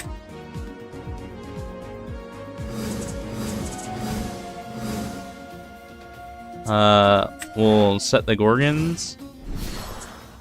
And then we'll cast this Toxic Swarm. If you equate cards to Light Sworn, I'll get them. Yeah, honestly, Light Sworn is like the best way that I can describe the Blistrix deck. It has the same like strengths where it just like pops off.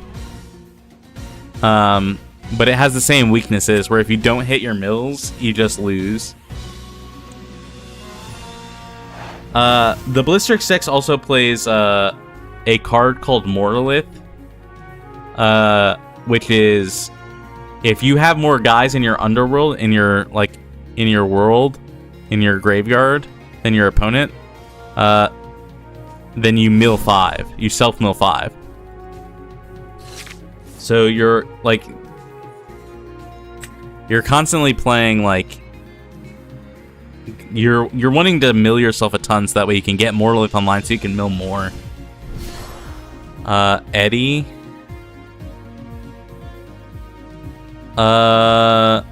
Do we Gorgons this Eddie?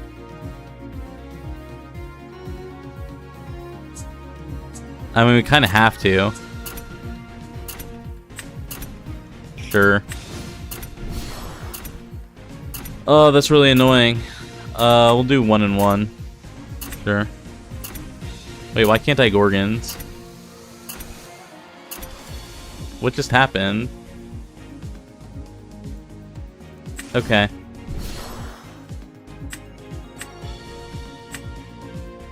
Oh, it was... I keep doing that.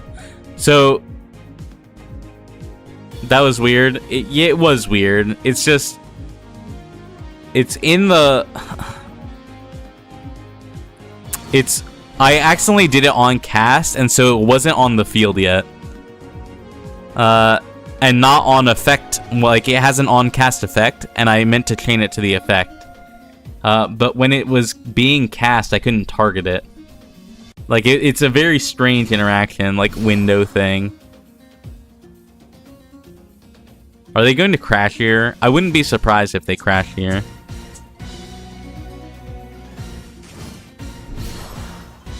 Mount Olympus. Why are they playing that? That's an MTGO kind of moment? Yeah. Oh, they're just passing. Okay. Why did they play this Mount Olympus? I remember people tapping removal to respond to me casting a creature. Yeah. Okay, well, we're just gonna play this Island of Aeolia. Wait, what just happened? Oh, I have to pick the spot for it. That was also very awkward.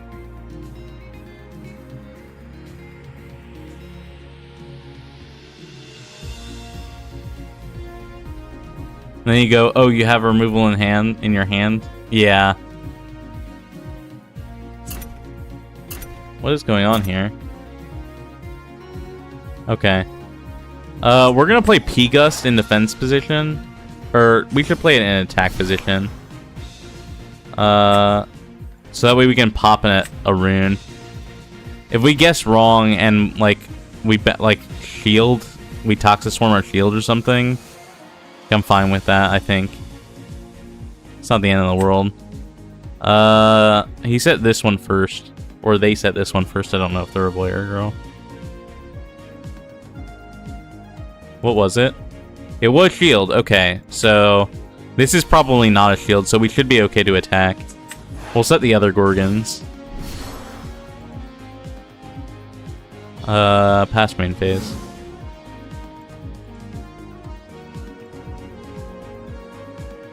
So if this is another shield, then we're kind of hosed. If it's not shield, then we might be okay. Okay, it's not shield, I think. Okay. Alright. And I think we're in an okay spot.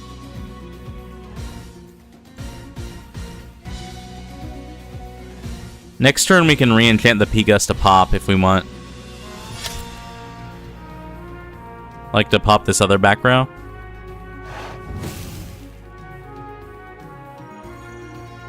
They spent a Leviathan and a Zaptor, I think. Okay.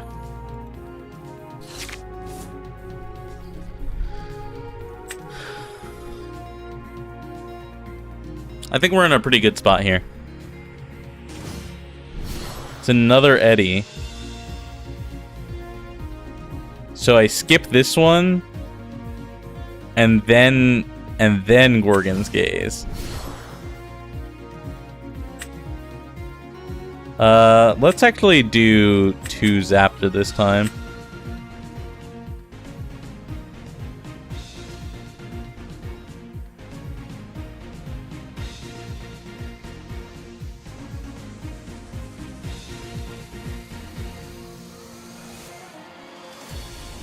So we'll see if they set anything here. Otherwise, I'm just going to re-enchant the Pigus to pop this, and then attack over their guy.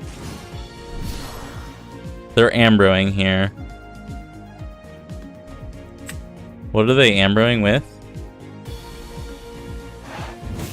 They're using Zaptor, and they're returning 2 Zaptor and a Leviathan.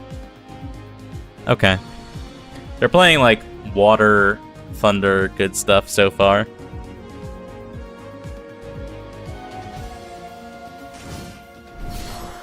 Oh, they played a Mountain Olympus. Okay, that actually is kind of a problem, because that means we can't just get over the Eddy for free. We'd have to crash the Toxiswarm.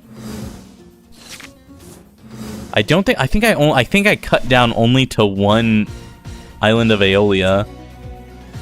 But if we play this, we can just get over this.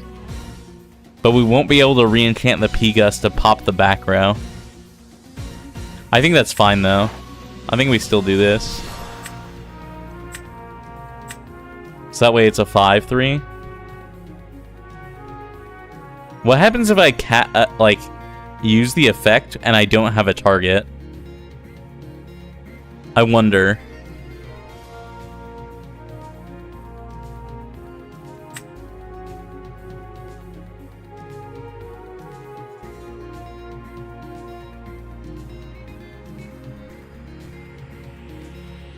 Like, does it just let me look through my deck, or what?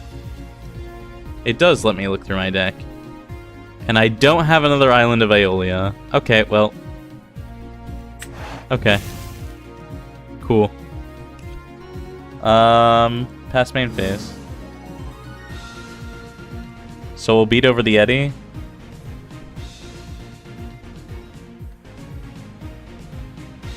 I wonder what this back row is. It's an Altar of Stars.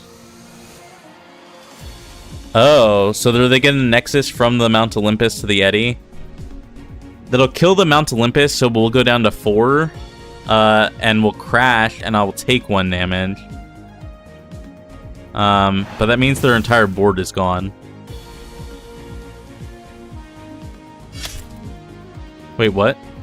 What just happened?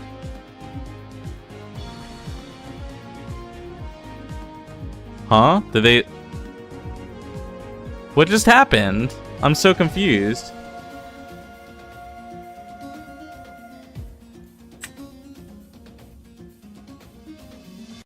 Huh?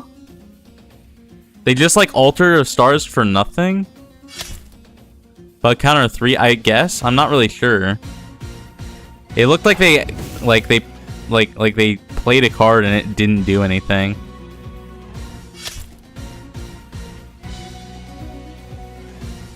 We would need their pop for it? Yeah. I just really don't know. It looked like they just didn't do anything. Like, Altar of Stars is supposed to Nexus and then change the position of a battle. It could just be a misclick. It might be. It's tough to say. Ast Rabbit. Okay, well, that's kind of a problem. Because we can't get over the Ast Rabbit.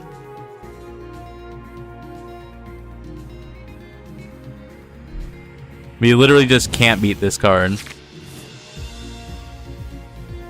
Like, we could P-Gust to pop this, but then none of our guys beat the 5 defense. Oh, Elechick beats this. Because we can Elechick search for Zeus. And then we can lower its attack and defense.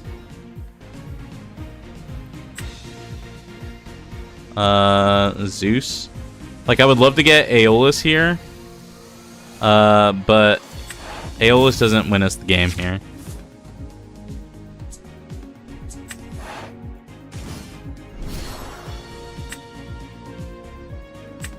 We can only Zeus for 1 additional. But I think that's fine.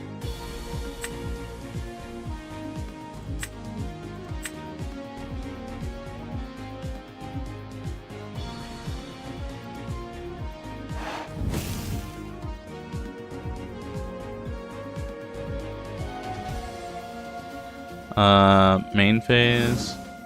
Okay, they conceded.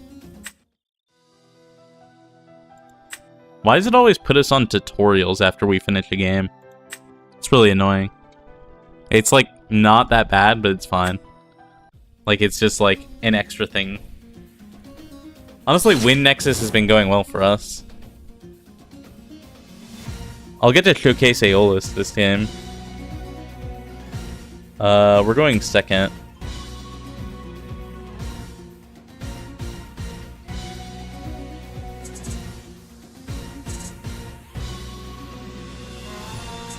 Aeolus is like Win's like biggest blessing and curse. Toxion. Toxion is basically Toxiswarm but thunder. So we have to burn one. We'll burn wind, I guess.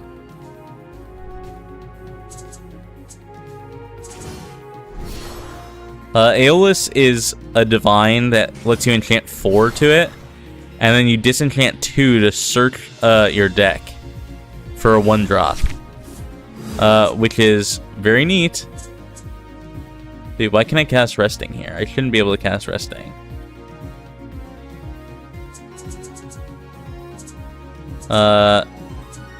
Maybe it's just asking me to set it. Let's go with Jolton here. And then we'll just crash. It's very expensive, but you can search your deck for all your stuff. Aeolus is very interesting.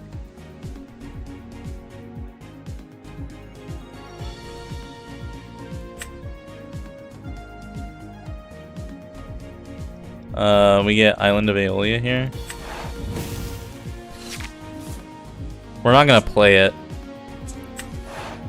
Let's do this.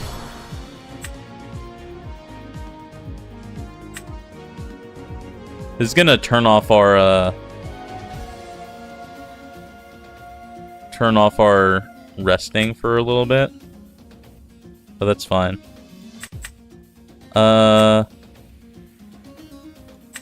We're just gonna go in on this. Because putting the extra spirit on it will let us Nexus.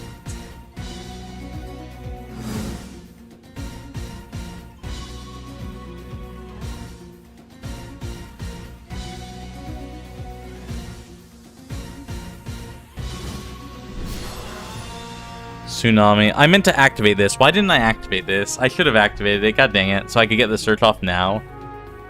Like, right now, if they have something that pops back row, like, we're kind of hosed. We just put a bunch of spirits on it for nothing. I don't think they're playing anything like that, but we should have definitely activated it for sure.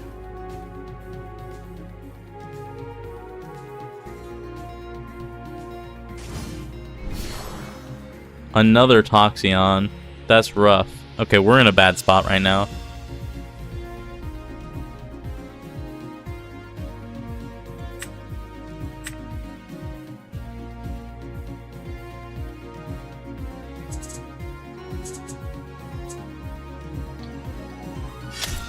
Like, if this is Gorgons or like what?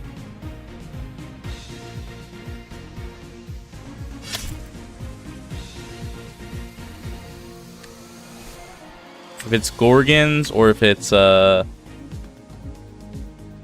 do you call it? Shield, maybe? We basically just lose.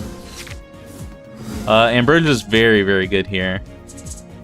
We're gonna do this.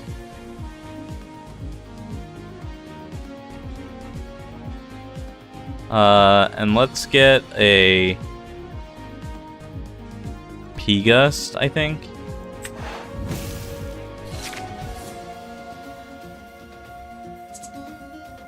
We're gonna P-Gust. Defense. So we can pop this.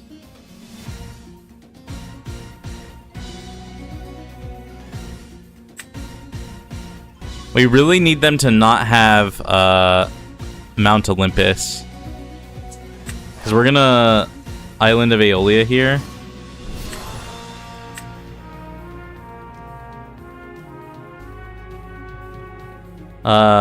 So that way, like, they can't get over our guy.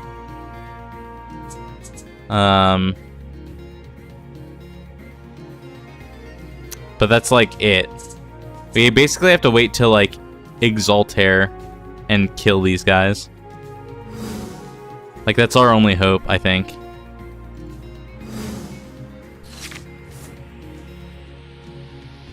We just really need him to not have Mount Olympus. What even was that back row? It was Gorgons. So yeah, if we had Exaltair there, we would have been eaten alive.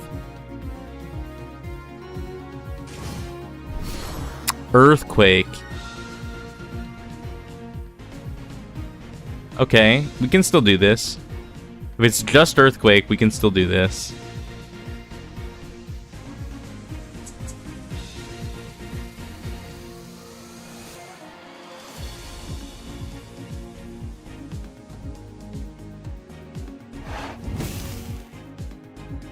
Oh, they re-enchanted the Toxion. Okay, we might be a little cooked.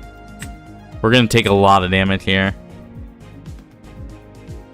We just need to them to not have Olympus or way to Olympus. Oh, they have another back row. If that's Gorgons, we're definitely in rough shape.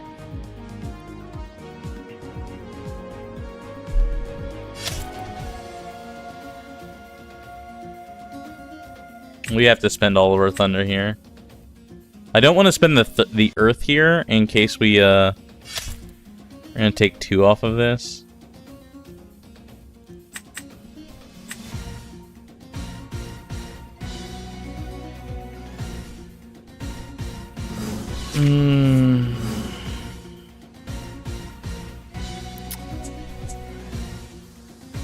Okay, so we can Exaltair. If this is Gorgons,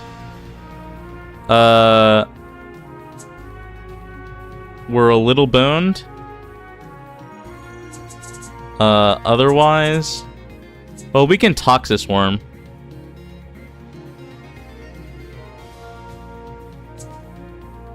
Like, if we Toxiswarm and we just run over a guy, then it's okay. We're just, like, we have to play patiently, unfortunately. And it's making me nervous.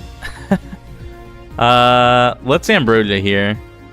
Because they will just re-enchant the Toxions.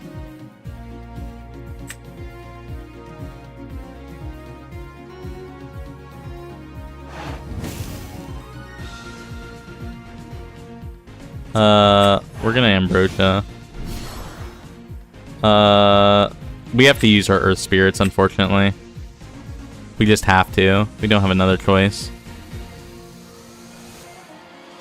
We need 3 Lycoris.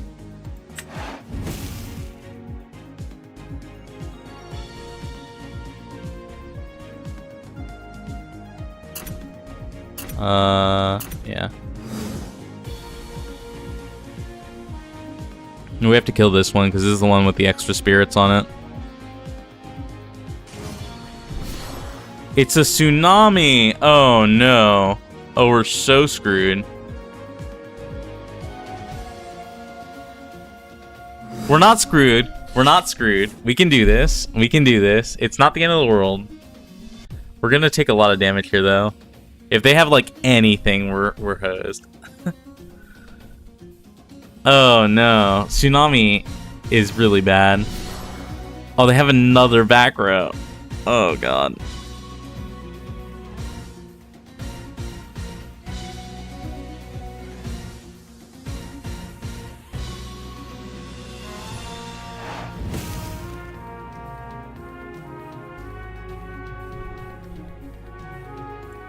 I'm just gonna pay the earth. We're gonna take 3 additional here. This guy has 3.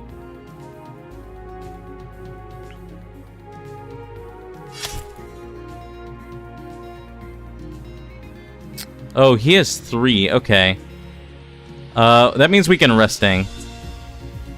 Finally, it's 3 and 1 to 3 and 1. But if we use Aeolus to use his effect by disenchanting it, that lets us resting.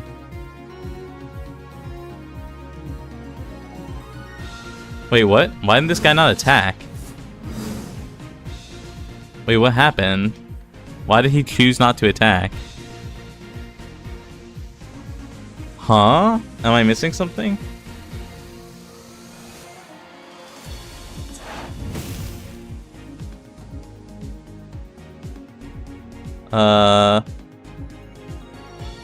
Let's grab Nemisail for healing. And then we can resting.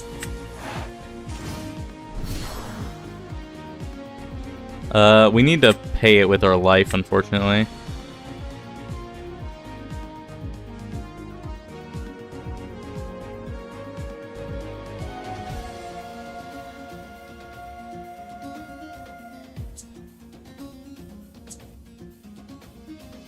Can I cast this again? 3, 1, 1. Oh, I can't. Oh no. Oh no.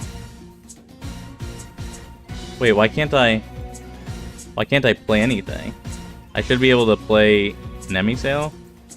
Oh, it's past response. Okay. I was like, what?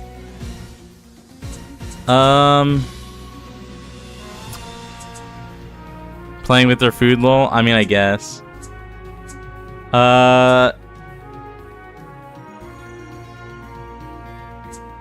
Why couldn't I resting twice? Is it because...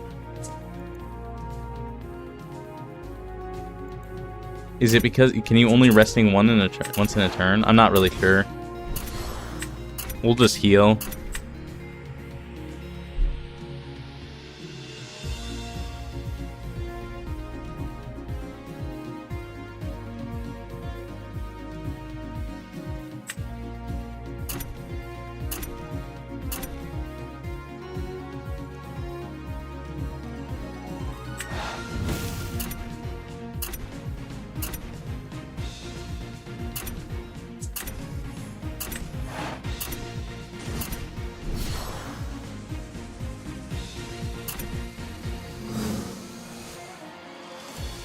So we're gonna take 2 damage here, but it'll remove their guy.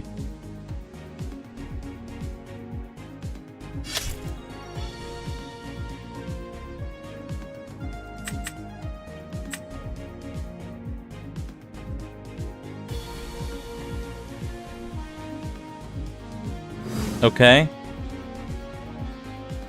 We're getting somewhere. Please do not have another guy. Please, for the love of God. That's all I ask. Okay, they didn't. Okay, they're expending a draw. Okay, this is nerve-wracking. Unless they play a dude. They cannot play a dude anymore, which is good. So...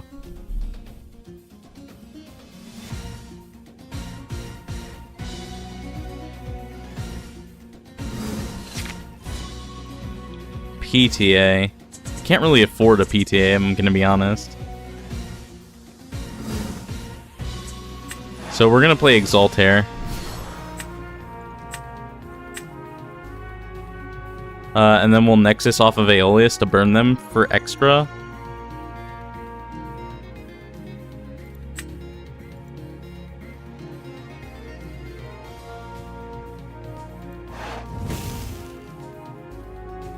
Skip.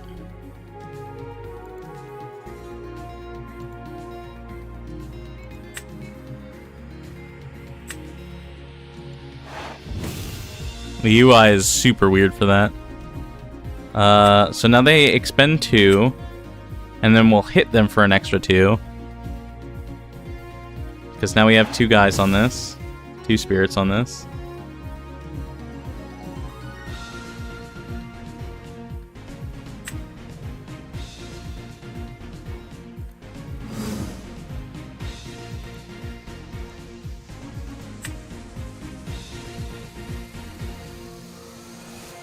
We need an Ambrosia so bad.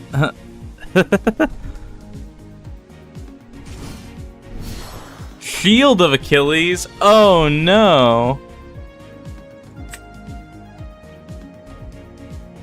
I mean, they have to pay 3 for it, which is good. Wait, how many did they pay? Wait, what? Did they pay 3 for it? I think they did, right? How many life points were they at? Okay, well... This is bad. I don't think there's anything we can do.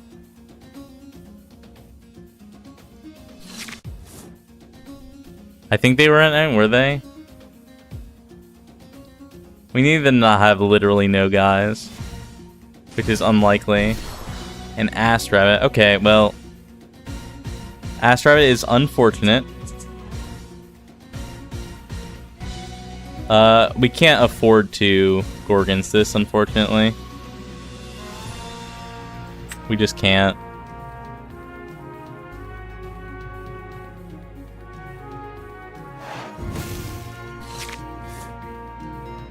This is what I mean when I say wind is expensive. It took like all of our dudes, like all of our spirits to get here.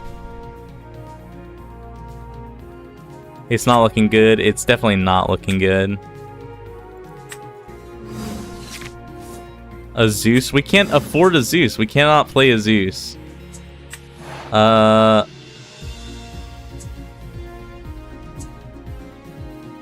we play this? No, they only have 1 enchanting spirit.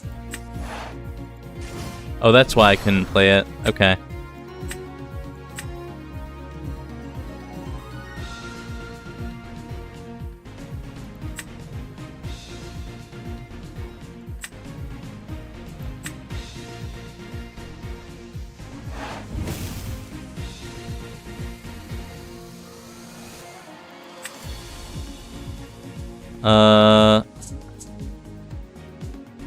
We're not playing that PTA. We can never play the PTA.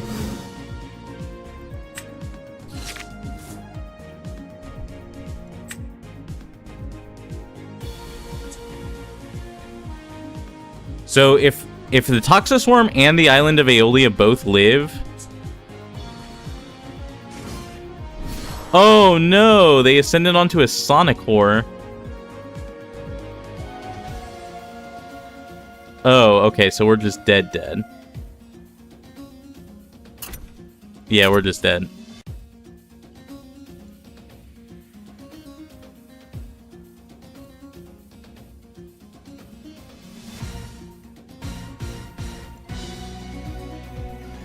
GG. Yeah.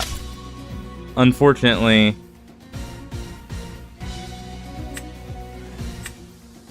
It has to be exactly Ambrosia off the top.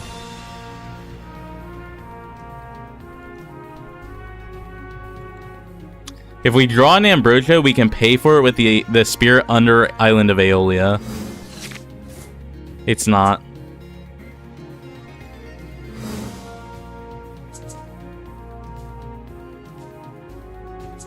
That's too bad. Alright. GG. We suffered our first loss of the day. It's also, like, way past ending stream time. Oh. Okay. I'm gonna call it a day.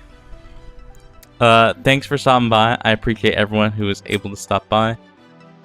Let's change our name to Nori. We've just been, like, everything.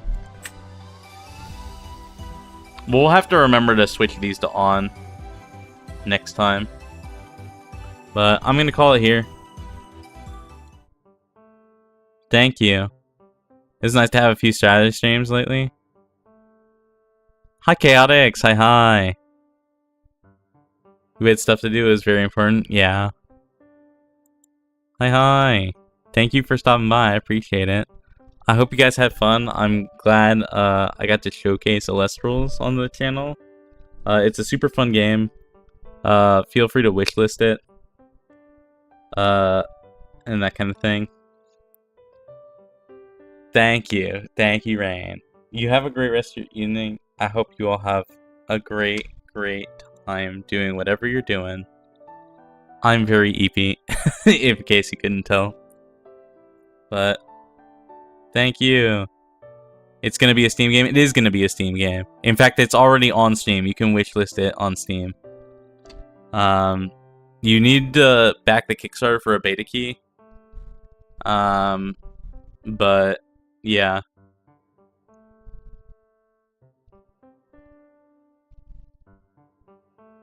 Okay, I am EP. I'm gonna call it here. Yeah, it's Elestrals Clash here. Let me see if I can't link the store page.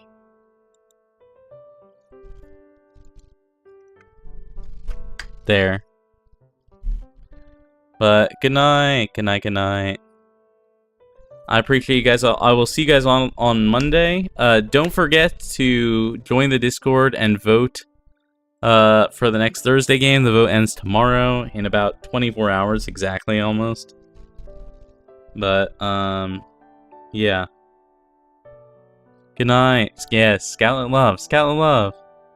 Vote Mass Effect. Oh lordy. I think Mass Effect is at 3 and Near Replicant is at or Near Automata is at 4. Okay, is it Automata or is it Automata? How do you pronounce this fucking game? I've been saying Automata, but it might not be. I'm not sure, if I'm being honest.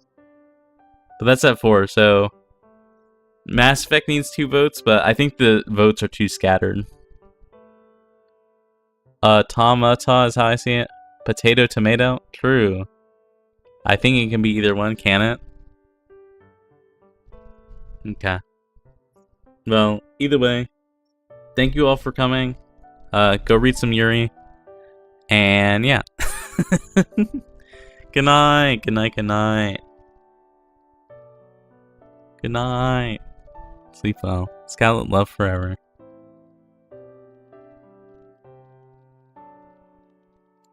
Not that button.